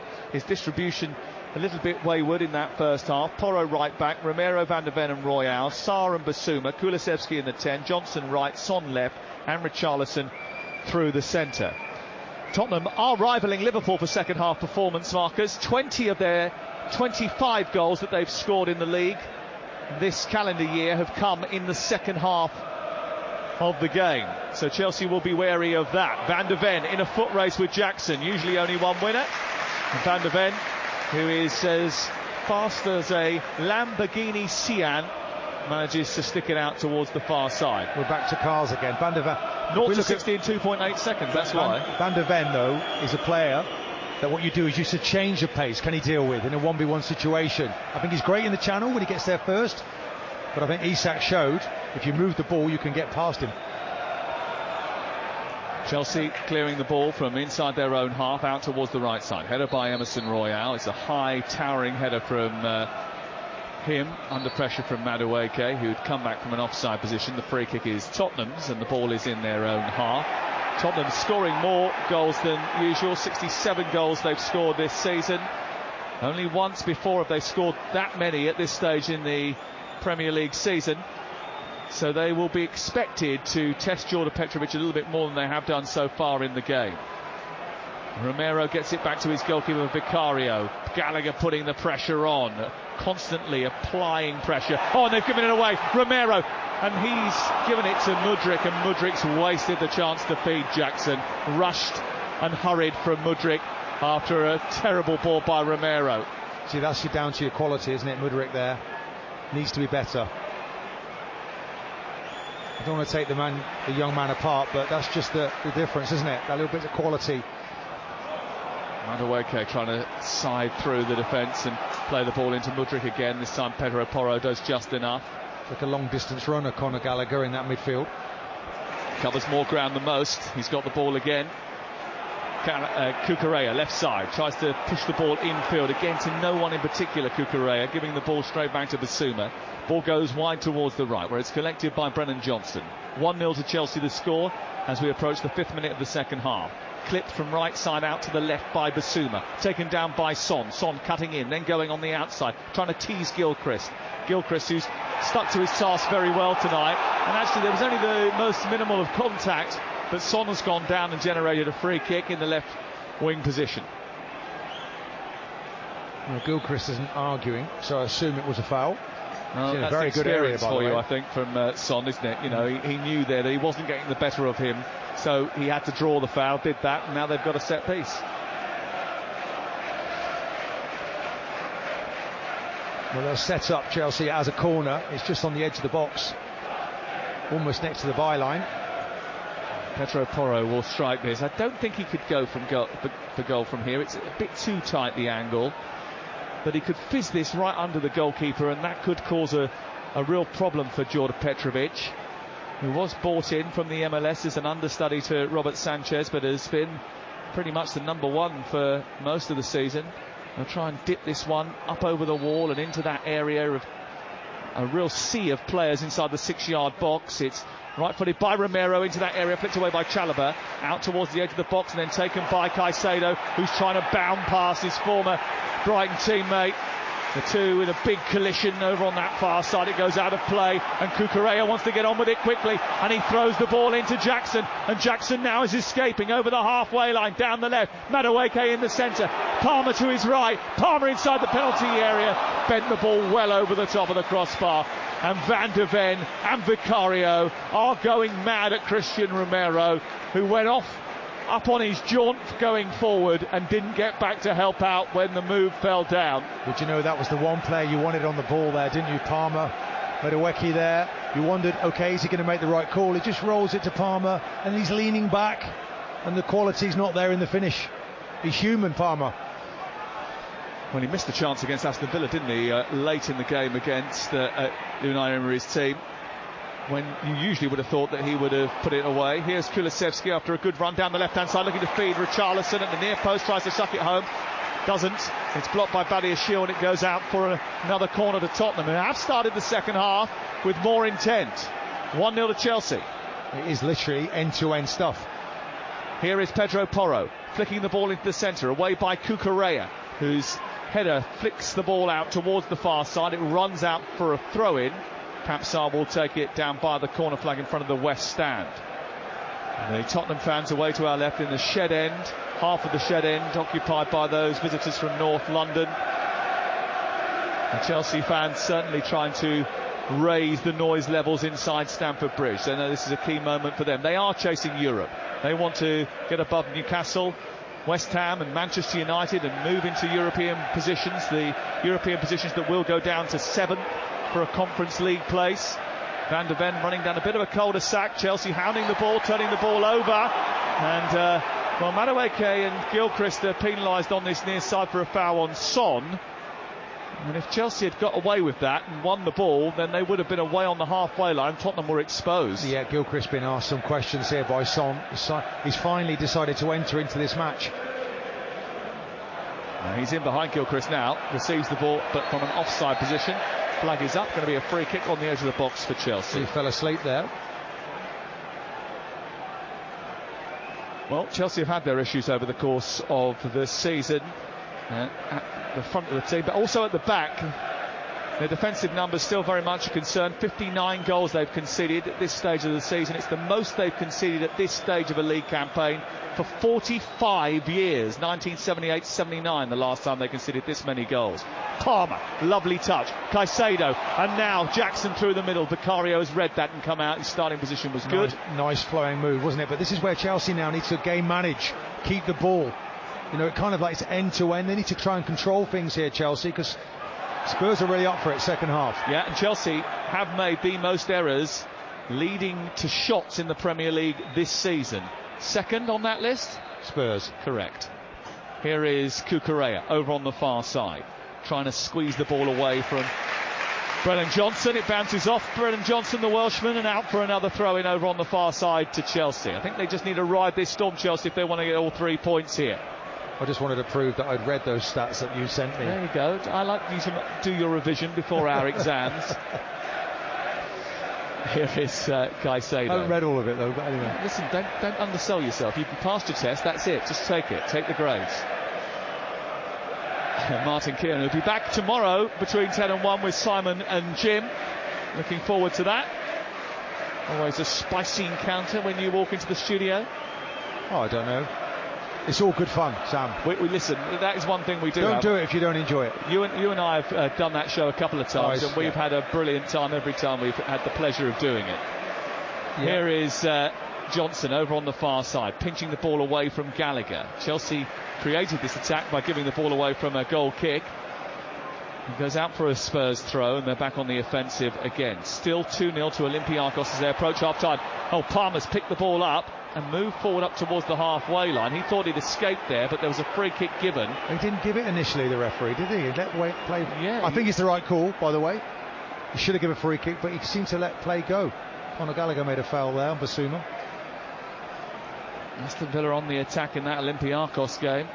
See if they can get a goal before half-time. It will be timely for Unai Emery. Basuma clips the ball forward, out to the right side. Johnson takes on Cucurella, stands firm, stood in his path, takes the ball to the touchline on the far side, plays it against Brennan Johnson, and it goes out of play. Aston Villa have equalised. 1 on the board for Unai Emery and his team. It's Olympiacos 2, Aston Villa 1. So maybe they're back in the game over on Talksport 2.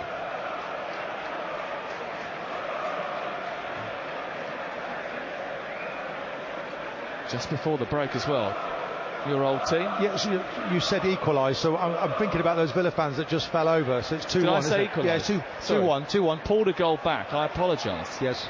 Here is Palmer playing the ball out towards the right for Chelsea, who are on the attack. Madueke, he's got Jackson through the centre. Across comes Emerson Royale and just steps across him, snaffles the ball up and takes it away for Tottenham. They look a yard sharper, don't they, Sam? Second half, Spurs. Yep. Look like they've just got the wind in their sails as well, and Chelsea will have to be aware of that. Spurs need to put more points on the board to put pressure on Aston Villa. If they were to lose tonight and Villa were to win on Sunday, hopes of the Champions League would be gone.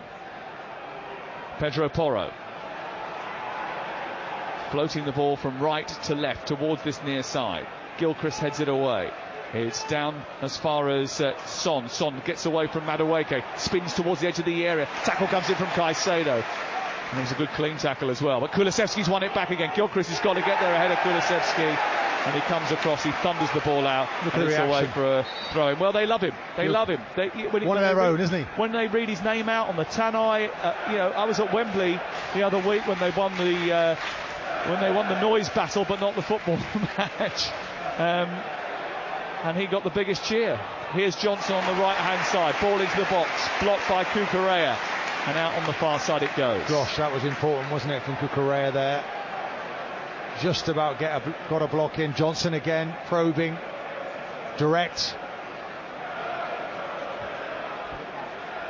Nearly hitting the hour mark on Talksport on a pivotal night in the Premier League for both these two teams. And Chelsea lead by a goal to 0 on Talksport with Now. And don't forget that with Now you can stream all the Sky Sports action like Chelsea Tottenham live right now. Contract free with a Now Sport membership. Search Now Sports. Basuma getting the ball back to Christian Romero.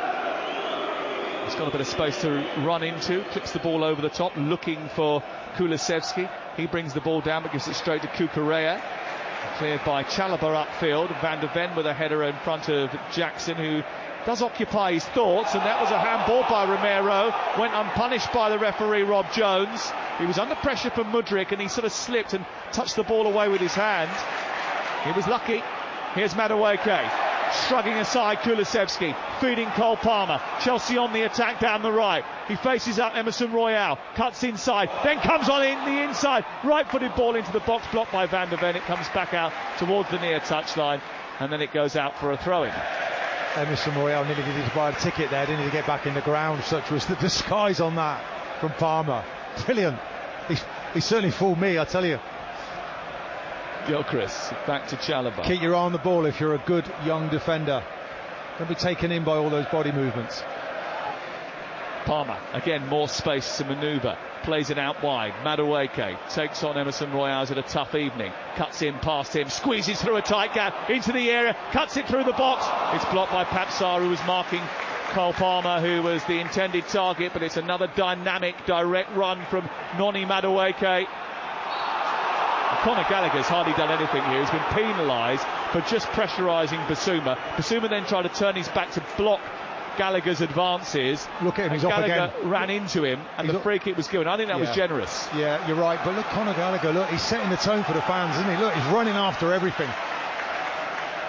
He knows this Chelsea team needs to lift here because Spurs are starting to play well.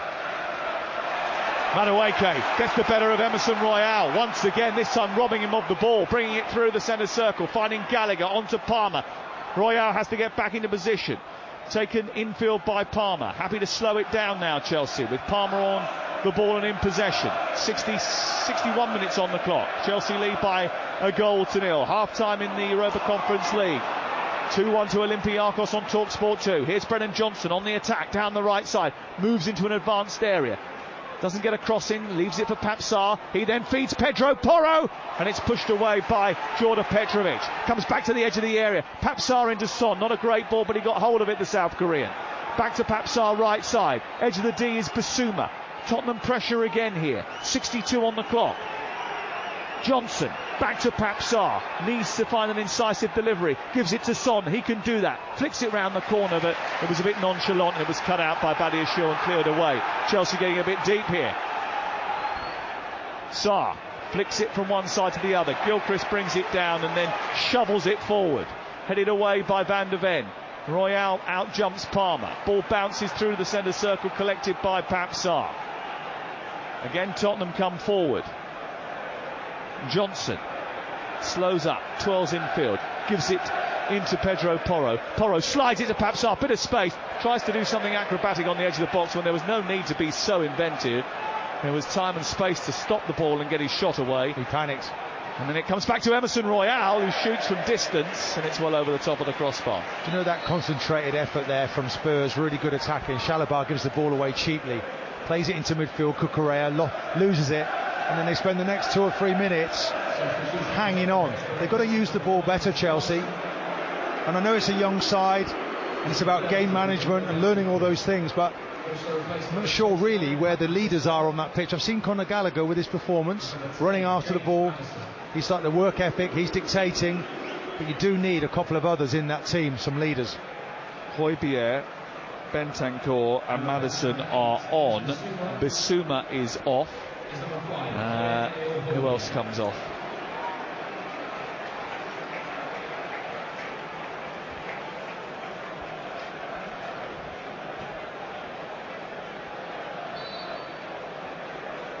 Sarr's come off, hasn't he? In the middle of the park. He's been replaced. Maddison helping the ball forward towards Son. Johnson on this near touchline, tries to take on Gilchrist, infield towards Son. Son back to Emerson Royale. Højbjerg with an effort after just coming off the bench, and it's straight down the throat of the goalkeeper. So a little bit of a rejig as far as Tottenham are concerned. Richarlison was the other one that came off, so it means that Son's gone through the middle now. Johnson's come out to the left, Kulusevski's gone out to the right, Maddison's playing in the 10, Bentancur and Højbjerg are the two holders in midfield. What do you think that'll do? Well, I mean, we'll get Son into the game for a start, and you've got Maddison as well breaking, haven't you, from that midfield, so you've now got another one in there who can create.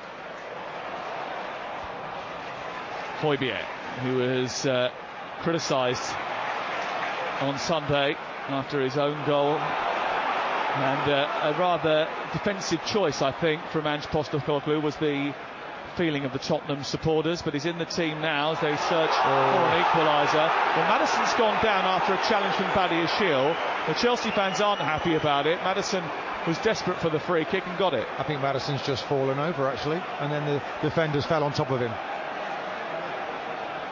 Here comes Kulusevski, and looking to try and feed the ball into the path of Bentancur. Across comes Badiashile, and he pops it off over on the far side and away for a throw-in. There's 25 minutes to go, and for all of their good work in the second half, Petrovic hasn't had to make any proper saves, but the interventions that he's made have usually been from crosses that have been flashed into the box. Exactly, that seems to be the order of the day. Lots of crosses going into the box from Spurs, but not anybody on the end of them. Only had one shot on target in the game, Tottenham Hotspur, with 25 to go. Palmer is fouled by Bentancur, who's just come into the fray, and it's going to be a free kick about 12 yards outside the penalty area over on the left, and it remains 1-0 to Chelsea. And before tonight, the Opta supercomputer said that Spurs had just a 14% chance of reaching the top 4 this season. How will that have changed, do you think, tonight? Well, if they lose this, it will have reduced significantly. Here's Bentancur feeding the ball out to the near touchline. Brennan Johnson going up against Gilchrist, trying to get a low cross into the box, which is blocked by the Chelsea man. Comes back out as far as Bentancur, left side of the area. Not a great ball by Emerson Royale, and Van de Ven has to scurry across on the halfway line to retrieve it. Back to Johnson again, a chance to run at Gilchrist once more. Runs up to the penalty area, goes to go on the outside, but before he can manipulate the ball, Gilchrist is straight in there, and it's behind and away for a corner kick to Tottenham. Yeah, they need to show some quality now. Spurs, a little bit more composure. It's a bit hurried at times since they made the changes. Maddison to take the corner from the near touchline. Left hand in the air. He's got 5 to aim at in the centre. It's a decent delivery, but away by Badiashile.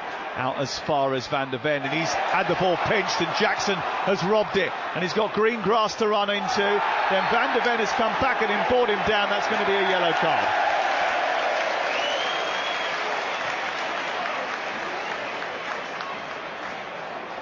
Does really well there, Jackson, doesn't he?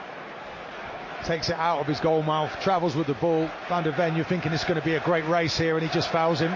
Doesn't take the risk. Well, he didn't want Jackson to get away and gallop into opposition territory. There was a long way for him to go because he picked the ball up on the edge of his own penalty area, really, Jackson. And he now wants a bit of treatment.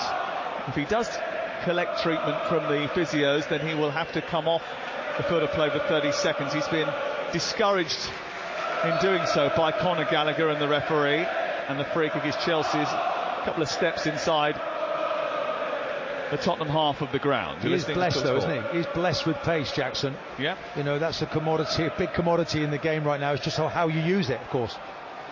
Ball bent round the back of the defence, and it goes into the path of Van der Ven, who under pressure from Palmer does play it clear. Højbjerg and gives it back to his goalkeeper. Vicario's being chased here. Gallagher's on the scene again before Romero can get rid of it, and he has to step inside him and play it out. And comfortably does that. It's into Bentancur. Maddison wanted it. Maddison got it. Flicked it through to Son. And Son now runs up towards the edge of the area, and he feeds Johnson left side, bit of space. Feeds the ball to the far post. It's a teasing delivery that no one can convert. And sliding in inside the penalty area, Emerson Royale missed it by a whisker. Lovely worked ball, wasn't it? Into the box from one end of the pitch to the other from Spurs. Johnson just rolling it across the penalty box. Royale couldn't get there. Lovely move though. Good use of Maddison in the build-up. He's now in there playing off the front, goes into Son, comes out wide, and I think Johnson, he could have taken it on actually, Sam. He could have had a shot, but he's tried to put it in the path, hasn't he, of Emerson Royale, and he doesn't make it. Well, he should have had a 8th assist of the season there. Brennan Johnson, Emerson Royale not quite quick enough to get up and poke that home. That was a great opportunity for Tottenham to get back into this game. They trail by a goal to nil. On Talksport. Currently, if you want to get on and place a bet, you can do with Ladbrokes. Right now you can get Chelsea to win by 2 goals. Chelsea to win at 2-1 on. The draw 7-1. 5-2 is the draw. That's all thanks to Ladbrokes. 18+ BeGambleAware.org. Here is Brennan Johnson getting a bit of troubling news from the game at Villa Park, where a medical emergency has meant that players had to have been halted. More details in just a second. Here is James Maddison into the penalty area, stopped by Conor Gallagher. He takes it towards the near side and draws a foul. So that game over on Talksport 2 at this moment in time has been stopped because of a medical emergency in the crowd at Villa Park tonight, and they've stopped the game as a result of that. So that game will take a little bit longer to come to its conclusion, and when it does conclude, it will conclude on Talksport 2. 20 minutes to go here, and it's Chelsea who lead by a goal to nil. If you're Ange Postecoglou, have you made all of the significant changes you're thinking of making? Yeah, I think, well, do you know what the significant is? Maddison, he's just becoming more and more prominent in the game and getting on that ball, and if he can get good service into those front players, they might be able to turn this around a little bit, because it's a young team here, and if they get that next goal, Spurs, it could be really testing for this Chelsea group. This is the difference, isn't it? I mean, despite spending £1 billion, Tottenham have been able to bring on Maddison to influence the game in their direction, and Chelsea have got a collection of players that hardly have played in the first team and teenagers. Yeah, and of course Bentancur as well. Højbjerg, experienced players, but they've got to get their experience somewhere, haven't they? And there's been some good performances here tonight from Chelsea. We've got to use the ball well. Onto Gallagher, couldn't bring it in, and to win that, there's a foul by Kulusevski as Kukurea gets his body across the Swede and wins the free kick in a good position. That was naive from Kulusevski. Well, and do you know what? You know, if you're a Spurs fan and you're angry with that, because it's a silly free kick, he keeps doing it as well, all over the pitch. He let Chelsea off the hook here when they were penned in at the top end with Gallagher. and he's just done it again here, and this is Palmer territory. You can see him coming alive. Suddenly he looks a foot taller. He's got his hand on the ball. He's measuring this one up. Well, reaction to this game. Jason Cundy and Jamie O'Hara on the sports bar. Have your say, National Radio 37172233344. That's the number to call. Pochettino and Postecoglou will be on your radio live tonight. And Jason Cundy is here actually. He's getting a motorbike back to Talksport Towers to take your call straight after the game. Free kick to Chelsea, dead centre. Palmer to hit it towards the near corner, hits the underside of the bar, and then the header is in from Jackson, who nods in the rebound, and Chelsea have a 2-0 lead. Jackson slides over towards the Chelsea fans in the corner of the Matthew Harding end, and Pochettino punishes Postecoglou once again. The first man to beat him this season in the Premier League may just have crushed his Champions League dream. Chelsea 2, Tottenham Hotspur 0. Palmer's free kick off the bar. Jackson quickest to react. Tottenham asleep, and maybe it's good night to the Champions League as well. Well, let's call him Cool Palmer, because look, such quality. It comes off the bar, and then there's Jackson 5 yards out, just heads it in. It's a good reaction, but it's a wonderful free kick, and then got to hand it to Jackson. He reacts first, and he just loops his header in. But look at the quality. Just having another look at this beautiful free kick. Keeper is like beating all arms up, and then in comes Jackson. No one really reacting quick enough from a Spurs point of view, and it's 2-0. Well, Højbjerg and Son were wrestling on the goal line, trying to decide who was going to hook it clear. None of them got there, and you could see the agony etched on the face of Højbjerg as he saw it loop from Jackson's head beyond him and over the line. Here come Tottenham at the other end. Johnson miskicks it. Well, the ball was centred from the right side from Højbjerg, and Johnson got in on goal, and he just fluffed his lines and sort of slipped and hit the ball into the ground. Yeah, he didn't really. I mean, if you call that ball, when you plant your foot next to the ball, it's like the adjuster. He didn't adjust, and he swings at it, and it goes agonisingly wide. That was a great opportunity to get straight back in this. Well, the Chelsea fans are revelling in this. They used to call Tottenham's former home 3 Points Lane. I thought it was Arsenal who used to call it that. You might have had your own sayings, but I know that Chelsea had a terrific run of victories there.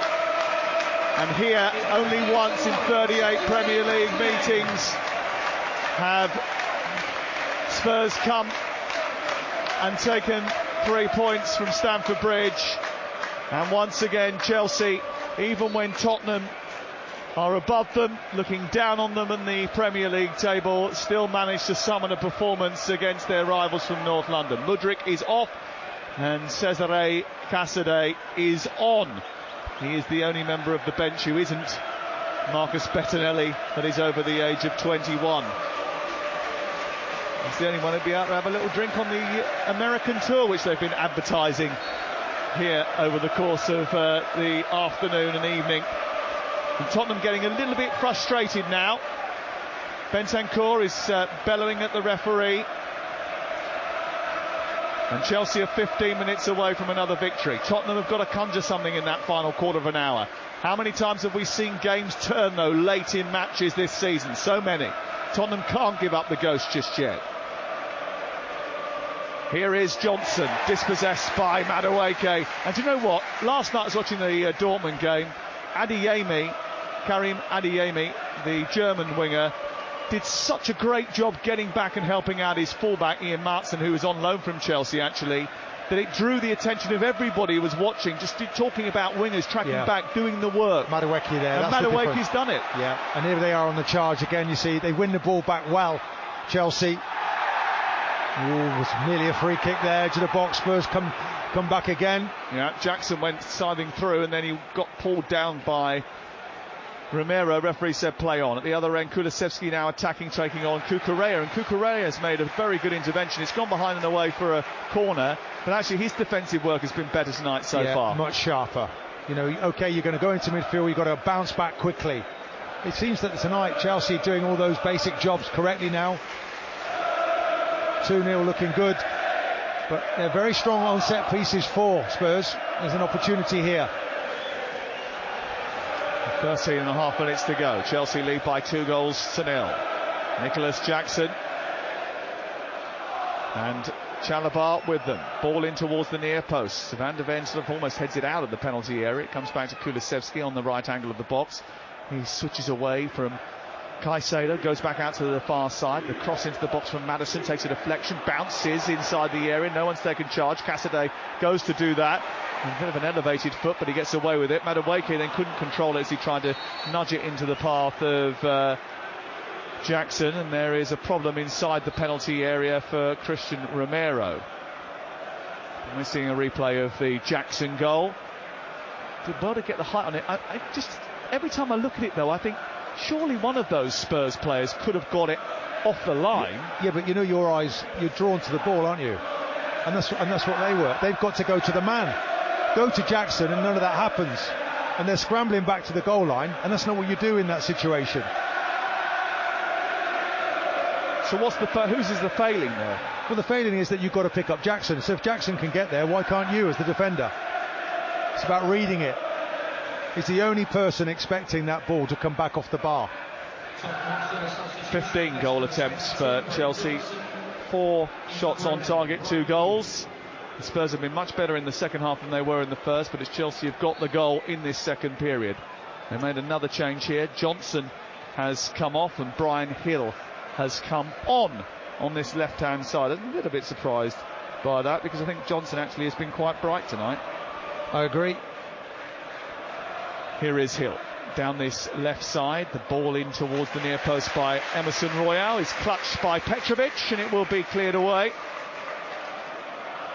Well, Chelsea have thrived in London derbies this season. Only Arsenal have won more. Tottenham, if they were able to claw this back, would go level with Chelsea in that London derby table, but it looks very much as if Chelsea are going to get away from them. Jackson didn't get away from Van der Ven on this occasion. The challenge came in and he nudged it out towards this near side. They are very reliant on Mickey Van der Ven's pace, aren't they? They are, and he's limping around a little bit. He's up again it tonight against Jackson, who's really fast himself. Kulusevski drips across into the box, looking for Brian Hill. Glancing header gets it away from Hill. It's Madueke who did the how many times have we said that tonight? It's been good. Villa back underway, by the way, on Talksport 2. Cole Palmer's got it. Hesitates, waits, didn't play the easy ball for Jackson because he knew it was going to be difficult for him to find. Played it to Caicedo, who doesn't get his ball right, and he looks to the sky and screams at himself in frustration. He knows a better way to pass would have put Jackson in.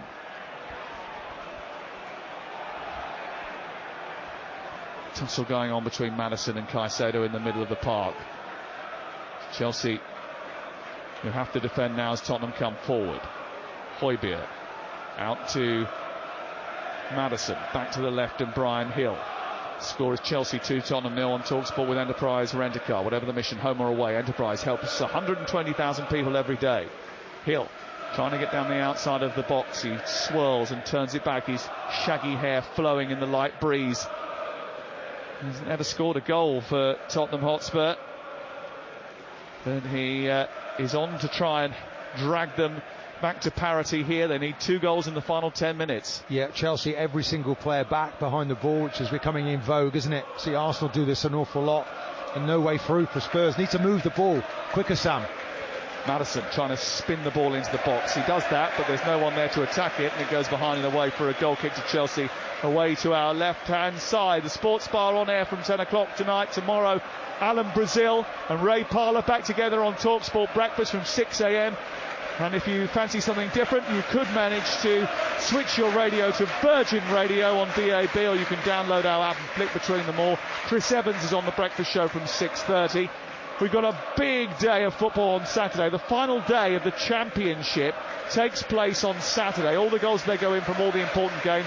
Live commentary from Ipswich against Huddersfield. One of 9 commentaries that we're bringing you this weekend, including Bank Holiday Monday. Arsenal Bournemouth is one of those. Palace Manchester United is another. Barnsley-Bolton in the playoff semi-final first leg is another. And we got Sheffield United against Nottingham Forest, which is live on Saturday afternoon on Talksport 2. We've got all the ones that matter this weekend on Talksport and Talksport 2. 9 minutes to go before the break. This one matters to Spurs. It matters to Chelsea fans as well, and they lead it by 2-0. Maddison into Højbjerg. Højbjerg out wide towards the right, collected now by Pedro Porro, trying to poke it forward. Cucurella was there, standing his ground. Back to Pedro Porro. 20 yards from the edge of the penalty area is Højbjerg. Then it's Emerson Royal. He steps forward, plays it left.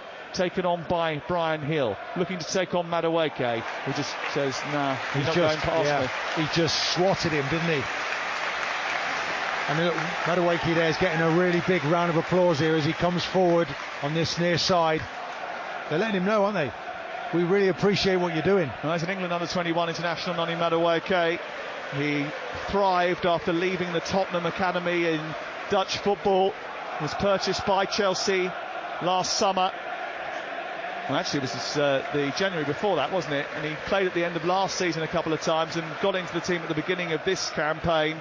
Had a few injuries, was in and out, but he's played the last 7 games. Good energy around him tonight. It looks a really good addition now to this Chelsea team. He's got to play like this consistently, though, hasn't he? You know, not just against the team that he left 4 or 5 years ago. Not just a one-off.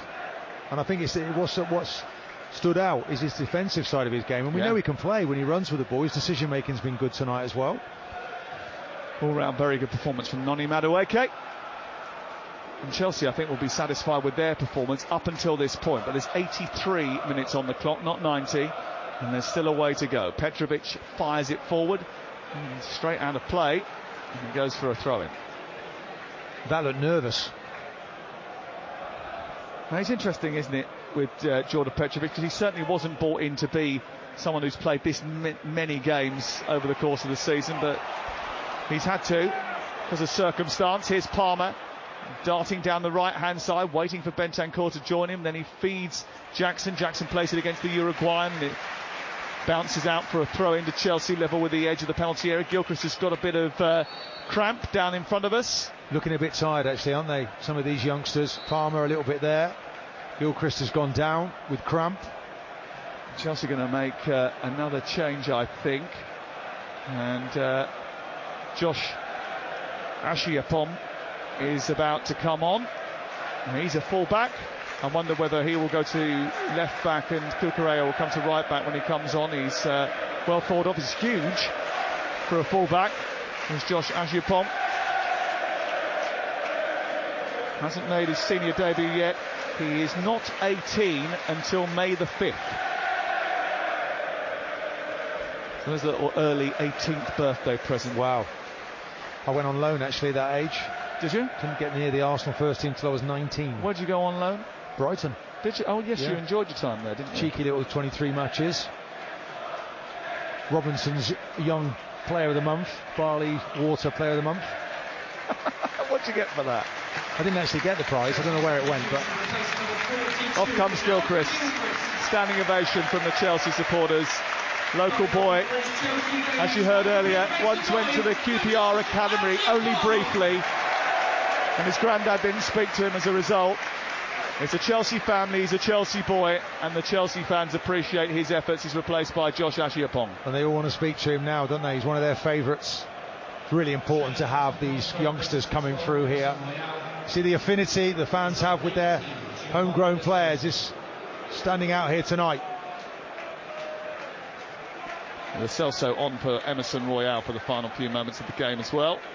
And Lo Celso comes on looking like he's wearing tracksuit bottoms. His socks are pulled up so close to the edge of his shorts. There's a foul on Caicedo by Bentancur. And that's going to be a free kick to Chelsea on the right angle of the penalty area on this near side. Chelsea 2, Tottenham 0 on Talksport. With Enterprise Rent-A-Car, whatever the mission, home or away, Enterprise helps over 120,000 people every day.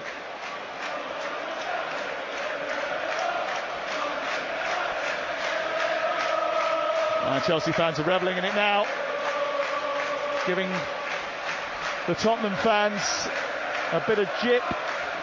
They're starting to leave. go down the emergency exits. They've seen enough. They know that the game is up, and the game might be up for the Champions League as well. Well, they've gone home early and their season's ending early, isn't it? This is going to be the 14th time they've failed to win in the last 24 games. A bright season has been wasted. Palmer's delivery in towards the edge of the... Well, it's right underneath the crossbar, and it's pushed over the top by the retreating Vicario. I think it was a routine save from Vicario, but he made it look... He certainly did, didn't he? He kind of goes... It's going over the back of him, and he thinks suddenly he panics at the last and then tips it over. 2-2 in the game at Villa Park.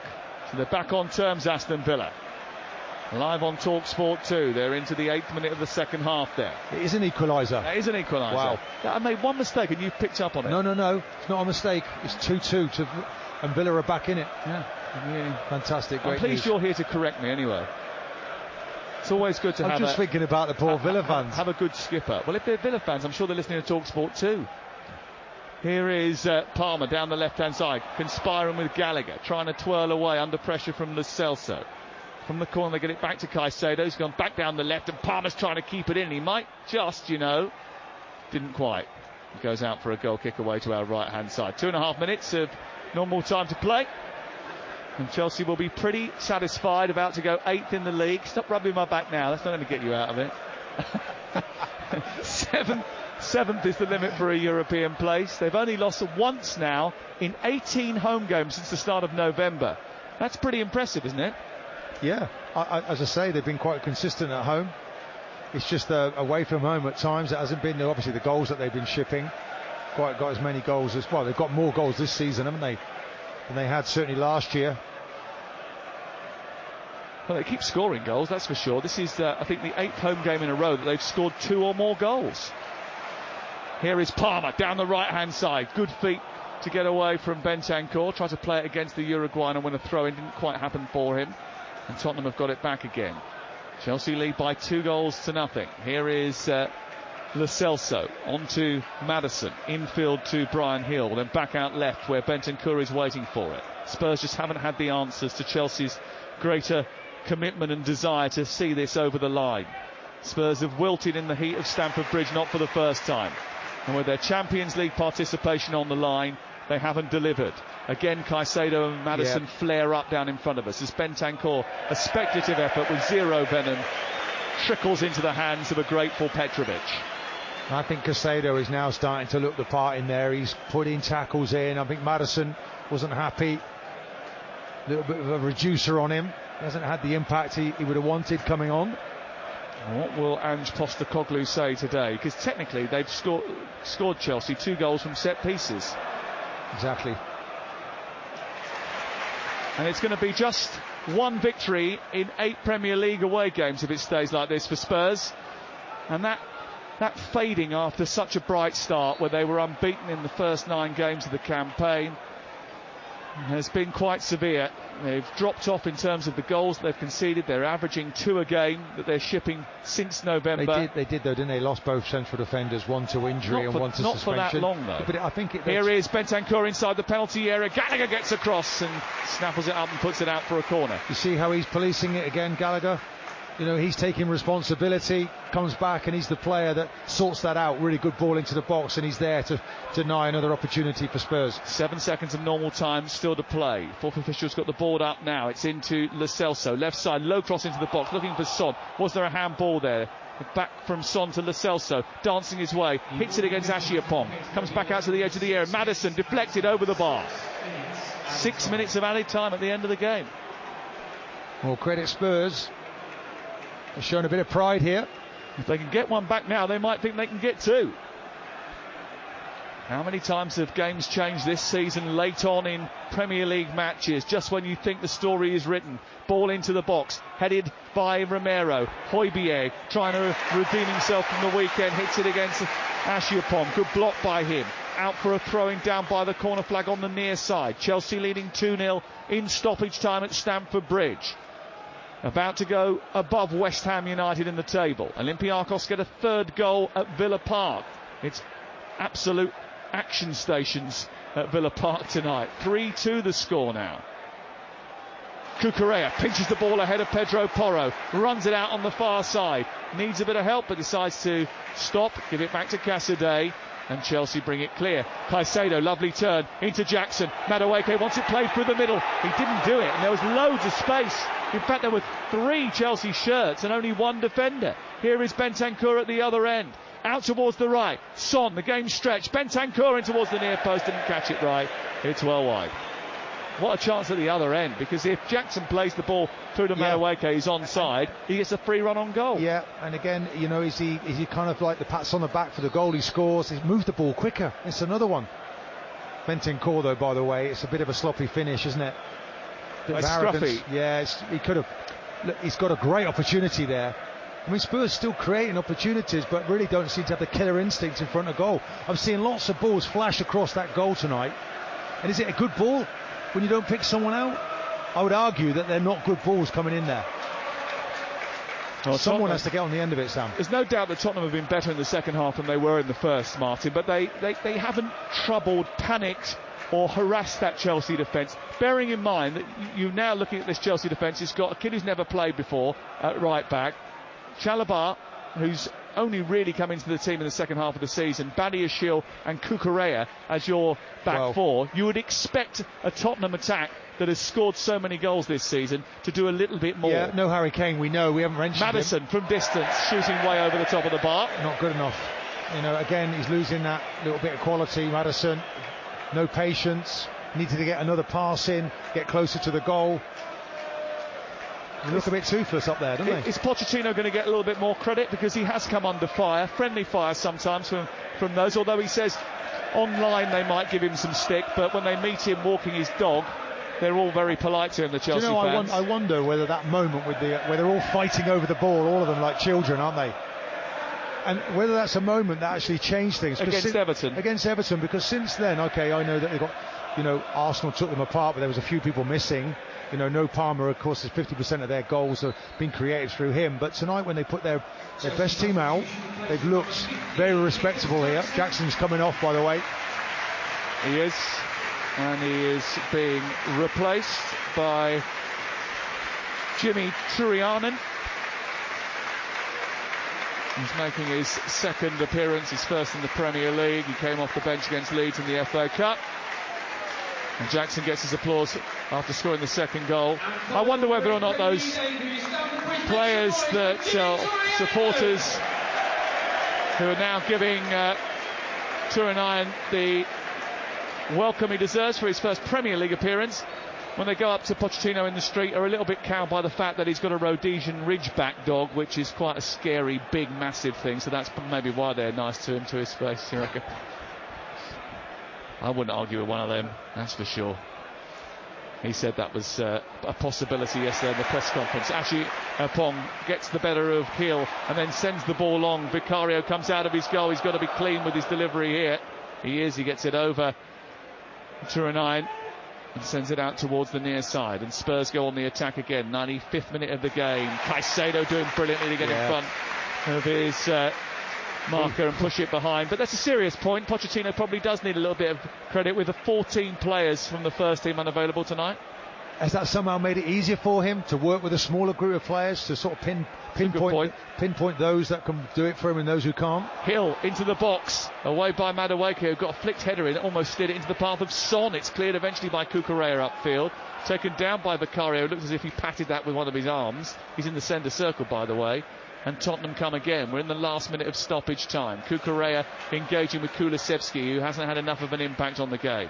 Bentancur, who came off the bench, into Maddison, who similarly was brought on in the second half.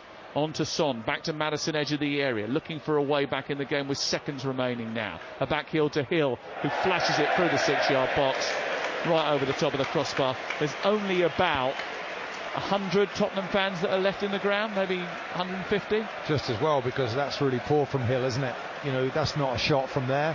He needs to be crossing that ball. Lovely little flick from Maddison, probing, but then again at the end of it they let themselves down. Well, Tottenham being teased. Chelsea enjoying a night at the Bridge again against their old foes. A team that they regularly beat here, a team that they hardly ever lose to here. Full-time whistle goes, and nothing will make Chelsea fans feel better than this 3 points. They beat Tottenham again to derail Spurs' Champions League hopes and inflict a 10th defeat in 24 games on Ange Postecoglou and his team, whose form since the first game between these two has dropped off dramatically. Chelsea are many things, sometimes good, sometimes bad, sometimes ugly, all across the same season, sometimes in the same game. But they have raised it in key moments this season when many thought they might wilt. It may give Pochettino hope for the future. But how many times have we said that before? Spurs' future, I'm afraid, looks like being in the Europa League. They've been beaten again at Stamford Bridge by 2-0. It just meant more to Chelsea tonight in front of their own fans, who are absolutely jubilant. Of course they are. They have beaten Spurs in a London derby. We know Spurs hate to come to Stamford Bridge. They go home with their tail between their legs once again.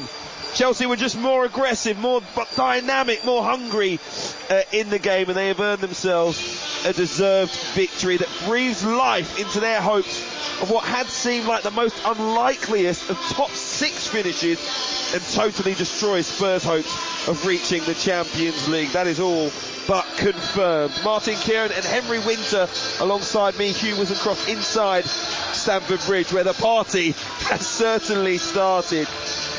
Henry, they just, like I said, wanted it more, it felt. There was a revival from Tottenham in that second half. Chelsea were able to keep them at bay. They got themselves a second goal, and at that point the game was over. Conor Gallagher, the captain, set the tone. From the moment he applauded the fans before kick-off, they wanted to stay, they wanted to have this contract.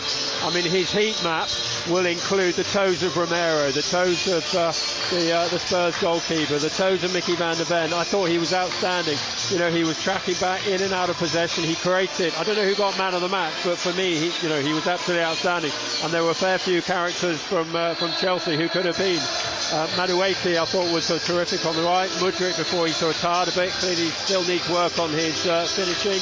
Gilchrist, as Sam said, went off to a standing ovation. I thought he was outstanding against Son, and then Johnson when Postecoglou tried to switch it up. But Spurs will be so disappointing, and their fans were leaving from the 79th minute. That was poor. What do you think of the Spurs performance here this afternoon, Martin? Well, it's going to centralise around the set pieces, isn't it? And you're going to start, you look at Chalobah, such an easy header, work to do. Their season has ended really tonight. I was really surprised at the lack of fight, lack of direction, balls flashing across the box. Thought Johnson was probably the only player, then he was taken off. So, they looked a long way short of it tonight. The high line that they had, goalkeeper looked as nervous as a kitten, and they were exploited from set pieces. Second one, Palmer hits the bar, no one really reacts. That says it all. If Jackson can get there, where's the 2 central defenders? Højbjerg is there with Son, flailing after him, and in the end they were second best here tonight. We've got plenty of time to talk about events here inside Stamford Bridge as the Chelsea players make sure they take the adulation of each and every single one of these fans as they parade themselves around the stadium. It does mean more. It is a London derby. It is against Tottenham Hotspur. They've had so many grudge matches up and down the year, and it was a match of such significance to both teams, albeit particularly in that first half. You wouldn't have felt it from Tottenham Hotspur. They didn't have the bit between their teeth. Their fans will wonder what the pre-match conversation would have been all about in that changing room, because it was a Chelsea side that was covered in injuries. The bench was full of kids. It was like a Southwest London crash, to be perfectly honest, and yet they didn't take advantage of it, and the Chelsea side ran themselves into the ground. There were players going down with cramp towards the end of the game, more Chelsea players than anything else, because they had worked so much harder to guarantee themselves a victory here today that gives them a chance, an outside chance albeit, of reaching the Europa League, and certainly a very good chance of reaching the Europa Conference League for next season. Well, it's a remarkable evening, you do have to say it. Chelsea getting the victory. What will Mauricio Pochettino, do you think, be reacting to when he speaks to Sam a little bit later on, Martin? What will please him most? Well, I think with this young group and actually the way that their team ethic, the wide players getting into position, protecting. At times we saw, all 10 outfield players back behind the ball here. And we've seen that, haven't we, now from some Premier League teams. Chelsea perhaps were not getting the balance in previous matches. They certainly had it tonight. Jackson looked really sharp up top, and everything went Chelsea's way tonight. Spurs they don't get anything that's going. There's no real luck out there for them. They didn't look like they showed any real belief here tonight. They didn't look like they were convincing in their performance. And as I say, now it's back to the drawing board for Spurs. 3 straight defeats for Tottenham Hotspur. It's interesting Martin used the word belief. Ange Postecoglou talking pre-match about the fact he felt some players needed to believe and trust in the system just a little bit more. Did you sense that from Tottenham tonight, that maybe there are players out there just aren't on the same page as some of the others? Chelsea will haunt their sleep this season, because it was almost that game at the Tottenham Hotspur Stadium where Spurs had that terrific start to the season. They seem to have absorbed all the sort of the confidence and energy and likability of Postecoglou, and then they obviously lost that game 4-1. They've lost again here. Just on one of Martin's points, I think this is such an important evening for Nicholas Jackson, up against the pace of Van de Ven, who then gets booked when Jackson tries to sort of get past him on the breakaway, and also the fact that how quick he was to respond to Palmer's fantastic free kick, came off the bar, and he was quicker than Højbjerg and Son to get the header in. He's growing into this position up front for Chelsea, isn't he? I know you spoke about Didier Drogba and the start that he had to life in a Chelsea shirt. I think Nicholas Jackson is feeling the support of the fans inside the stadium. Yes, all right, you speak to fans in the street, or we bump into them and they'll say, and they'll hang their heads in shame about some of the misses that they've seen Nicholas Jackson have during the course of the season. But his head doesn't go down. He keeps going. Yes, he should have scored a goal in the first half, and that is what made his goal when it came after the break all the sweeter, Martin. I just want to take you into the psyche of a player who is having a tough time in front of goal. You think of Darwin Núñez at Liverpool at the moment, and those fans saying, he's cost us possibly a title bid, and even these Chelsea fans saying he maybe cost us a place in the top 6, Jackson, maybe cost us a place in a cup final, at least with his misses. To respond to that, what does it take from inside a player? A good resolve, because he would have been hurting after the game against Man City at Wembley. It's a huge, isn't it, occasion. You're in the semi-final, and it really hurts. You don't sleep at night when you miss those amount of opportunities, and he's using that as energy, as oxygen to improve his game. And he was there. I mean, that was pleasing for him to get that little tap in. That's the sign of a predator. There's one thing to have the pace, which we know is there. He troubled them all night, didn't he, with his pace? Yeah. With that high line, I mean, they're ready-made, Spurs. In the 2 games that they played against Spurs this season, I mean, he's just picked them off with his pace. So, no, he's an interesting one. Whether they go into the transfer market again and they get somebody more composed in front of goal, somebody, that more renowned, really, for that goal scorer ability. Do you think probably happens? Do you think they still do that? You say it probably does happen. We know Romelu Lukaku's on loan at the moment. Maybe Chelsea think it might be worth having him in the squad if Jackson's going to keep missing chances. Do you think, firstly, no future for Lukaku here back at Chelsea, but also the club needs to go out and bring in a big name number 9? But the club also have to go out and meet PSR. I mean, you look at the points deduction this season, Chelsea is, must be quite close to PSR. It's one of the reasons why they've done this slightly controversial deal over the 2 hotels. So I think they would love probably to bring a centre forward in. That's why actually, so Jackson's development over the last few games has been so important. But you try selling that to the Chelsea fans that we're going to go and buy a centre forward. We've got to balance the book, so we're going to sell Conor Gallagher. Chelsea fans won't have that. We saw that big Conor Gallagher banner. A big message from the Chelsea fans here that they want him to stay. It came before the game. You mentioned, Henry, the importance of the captain's armband. Chelsea since birth along the top of that banner as well. Look, they clearly do want him to stay, but PSR is a big point that might see him, the likes of Armando Broja, the likes of Trevor Chalobah, who had an excellent game here this evening as well. All players that have come through the academy leave the club in the summer, and that is a massive dilemma. What do you say, Martin? Yeah, I mean, this is the thing, isn't it? You climb the mountain, to get into the Chelsea team. That's literally what you're doing. and then all of a sudden, for financial reasons, the door has to be open and you're bailed out. It's like man overboard. It's the modern day. The victims of the modern day game, and the way that these overseas owners own these football clubs from the other side of America. The fans were saying tonight, do you know what I mean? This is our club as well, by the way. We want these players to stay. Think again if you're going to get rid of Conor Gallagher. I think it was really quite significant they did what they did here. And we saw lots of other kids coming on who might be on other journeys. Gilchrist as well, another one loved by the fans. This club here has won an awful lot of trophies. I think 20 was it in the Abramovich years, or 19, more than any other English club. And it's about a new beginning, but you must do it with the basis of homegrown players. The relationship with the club's going to be important, though, for these fans, and Todd Bowley in particular. If he does sell the likes of Conor Gallagher, it will fracture that relationship once more. We've seen a very positive evening here. The fans have gone home extremely happy, and maybe will begin to think, with the emergence of the performances under Pochettino, that they can have a bright season next year. If they get to the summer and Conor Gallagher ends up in a Spurs shirt, it's a dagger in the heart. Well, also because there's been tension with Todd Bowley almost from the start. Speculation about, are they going to move the ground, what's happening with the stadium, selling some of the players, the recruitment of young players, little experience, these young players on long-term contracts. The issues of that, how clever was that? Were they exploiting a loophole which UEFA then went and closed off? So there has been this tension. There's been a tension over ticket prices, one or two issues behind the scenes. So absolutely, I agree with you that Todd Bowley and his advisors have to feel what the fans want. Obviously, they have to sort of act from financial reasons. They've got to balance that. They can't go out and buy everyone, which is what every fan would like. They've got to balance the books.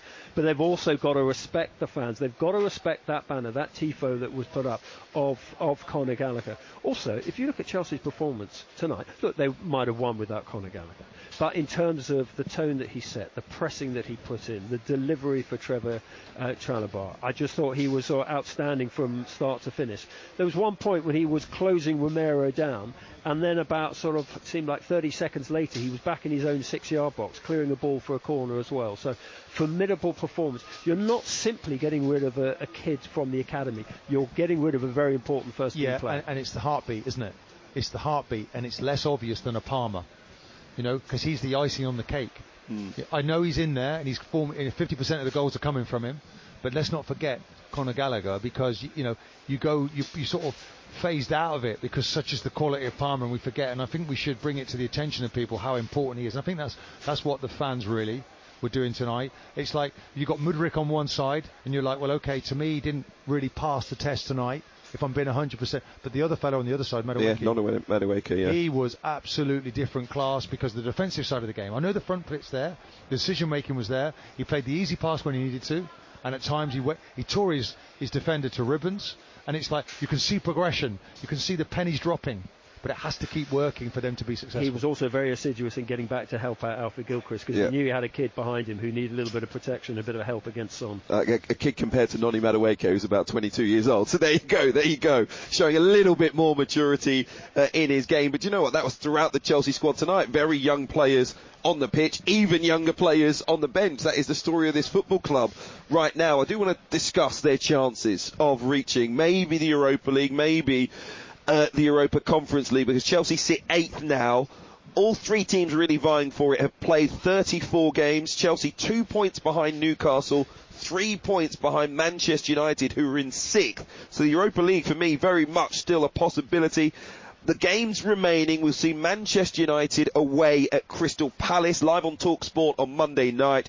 They then have Arsenal and Newcastle at home before a trip to Brighton on the final day.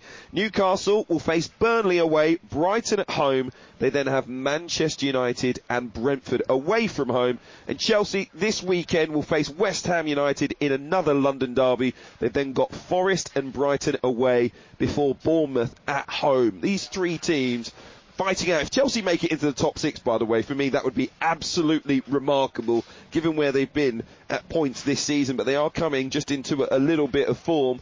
Manchester United, we know, have been out of form for quite some time, and Newcastle, steady and solid. You'd expect them to get over the line in terms of a top 7 spot, so it could be, if things continue like they have been under Erik ten Hag, Manchester United who drop down into 7th place in this competition. But just on Chelsea, Henry, how big a blow would it be for the football club if they do miss out altogether on Europe once again, because they are sitting currently 8th? Yeah, I mean, there's obviously a big difference in terms of money between the Champions League and the Europa League and the Europa Conference League, but they want to fit in there. It's what Chelsea's about. It's what, you know, journalists have been covering and you've been reporting on and covering over the last 20, 25 years. The fact that they have been in Europe, they absolutely expect it. You heard their fans taunting the Spurs counterparts tonight about Champions of Europe. You'll never sing that. Europe is really important for them in terms of their ego as well as financially. You look at those remaining games and it looks, of all the sort of 3 contenders, you would actually say it's arguably the easiest in inverted commas, but then you look at the performance of Bournemouth. What a fantastic job Iraola's doing in there. So look, there are ambushes all along the way there. It will be very intriguing to see how things go, as I say, with Chelsea reaching European competition. There is, I say, a long way to go. 4 matches left. It's going to be over before we know it, but there will be twists and turns. That is absolutely guaranteed.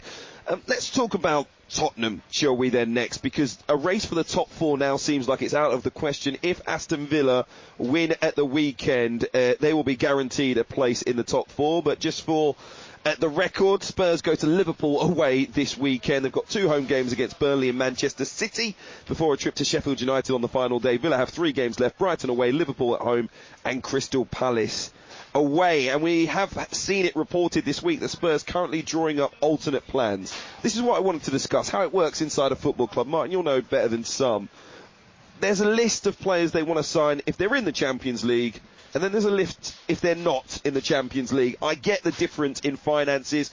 The last 2 sets of Spurs accounts show that. They underline the difference. £56.2 million gained after Spurs reached the Champions League last 16. That's compared to their group stage exit in the Europa Conference League, which earned them £10.2 million, those 2 seasons next to one another. So a £50 million difference. I mean, it is incredible. £56 million difference between those 2 seasons in Europe for them. So I can understand why they're drawing up different lists. But when you hear Ange Postecoglou talking about, you know, the need for players to fit into his style, how important is it that they do get players of Champions League quality? Because if they don't, surely that sets them back further seasons. Well, it does. There's no doubt about that, because year on year, when you're in the Champions League, that's happening every season, isn't it? The difference of £40 million a season over 10 years is a hell of a lot of money. You know, Arsenal were out of the Champions League for a very long time. So this is not a good night for them. I think, though, people have been quite scathing, you know, in terms of like obviously you need balance, you need perfection. I think they were a breath of fresh air. I was liking the manager, Postecoglou, at the start, to a bit like, it was like Wenger, really, in terms of the way, you think about it with just a year ago with Conte, how down the players were, what we were watching, the brand of football. And it was a big change in brand, but it's not balanced. And it doesn't really work. So it has to be a change, and it has to be adjustment from the current manager.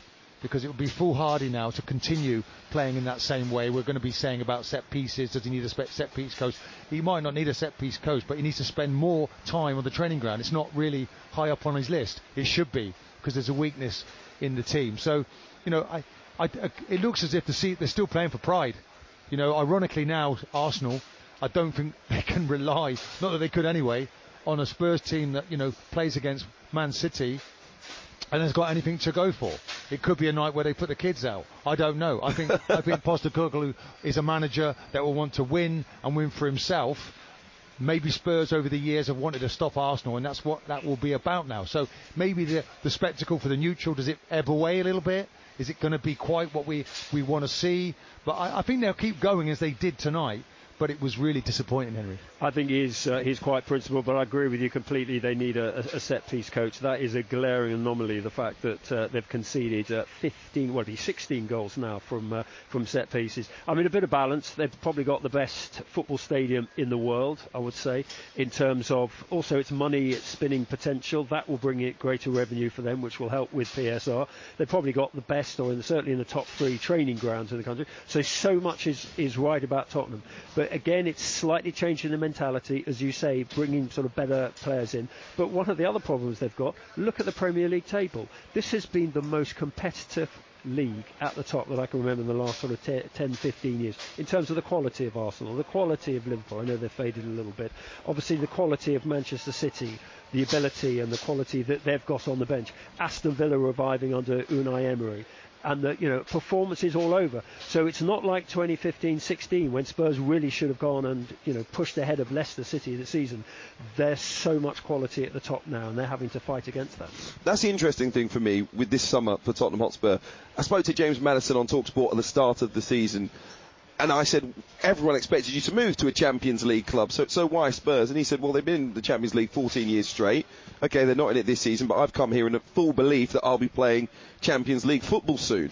So when they sit down with other players this summer who'll be thinking the same thing, I want to play Champions League football. If Spurs can't offer that, it just looks like we're not going to be able to maybe recruit the players that we want, and I wonder how that affects Ange Postecoglou moving forward. We'll break for a quick moment. Let's head down to the tunnel where Sam Matterface is speaking to Chelsea left-back Marc Cucurella. Mark, congratulations. How important was that victory tonight?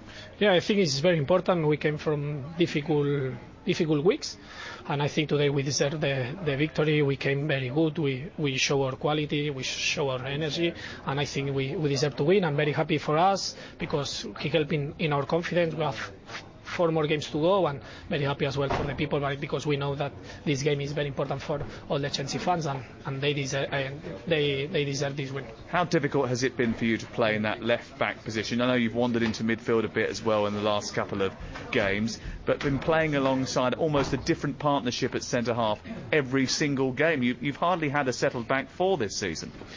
Yeah, I think it's difficult. We have a lot of injuries as well, and I try to help the team always. I think today we have a really good game. The first half we control very good the game, and I think we need to continue in this way, help the team, play each other, fight for each other, and when we stay in this level, I think we have a lot of chances to finish in Europe. How much did you know about the Chelsea-Tottenham rivalry, and did that fuel your performance today? No, we know it's a very history derby. I think it's a very important for all the fans, and I think we deserve to win. It's a tough season for everywhere, and today I think the atmosphere is really good. They help us in our tough moments, and we need to continue in this way, finish in our best. Last effort, we have four more games, and we need to keep in this level. You had to take on Kulusevski, Johnson tonight, and you managed to stick to your task. How difficult was it to stay concentrated with that second half onslaught from Spurs? Yeah, for sure. I think they have a really good squad, but today I think we control very good the game. We have clean sheet. We defend good. We attack good. We stay together, and I think we are very happy for the team because we are young and we need this victory to keep in this moment and to win confidence. A lot of people have made a lot about Chelsea's problems this season, but it's 1 defeat in 18 home games now, which is a good record by anyone's standard. Can you reach Europe? Can you get above Manchester United and Newcastle, maybe even get into the Europa League? Yeah, for sure. I think our objective now is win the 4 games. I think it's in our hands. We need to win all the games, and then we saw the table. I think if we finish in this level, for sure we will have chances to play Europe. But we need to show this every game, every minute since the start. And I think if we have this, we have the quality, we have the energy, and we have a lot of quality in the squad. Thank you very much. Is that the key now? Because we've seen it before. That was Marc Cucurella speaking to Sam Matterface here at Stamford Bridge after Chelsea's 2-0 victory over Tottenham Hotspur. It was a fantastic performance from Chelsea. Let's pick our man of the match on Talksport with Enterprise Rent-A-Car. Man of the match on Talksport with Enterprise Rent-A-Car. Whatever the mission, home or away, Enterprise helps over 120,000 people every day. Martin Keown alongside me. Hughes and Croft, who have you gone for? I'm going to go for Madueke. Noni Madueke. Yeah, I thought the way that he attacked with the ball, that's not in question, but his decision making tonight was first class. And then the way that he dovetailed, got back in as a barrier for that Gilchrist on that right-hand side, defended fantastically well, and showed a much better performance here tonight, much more responsible, much more reliable, and just what Chelsea need going forward. Fantastic performance. We'll talk maybe about his chances for country as well, and some of his teammates too, in a few moments. But Noni Madueke of Chelsea is our man of the match from today's game with Enterprise Rent-A-Car.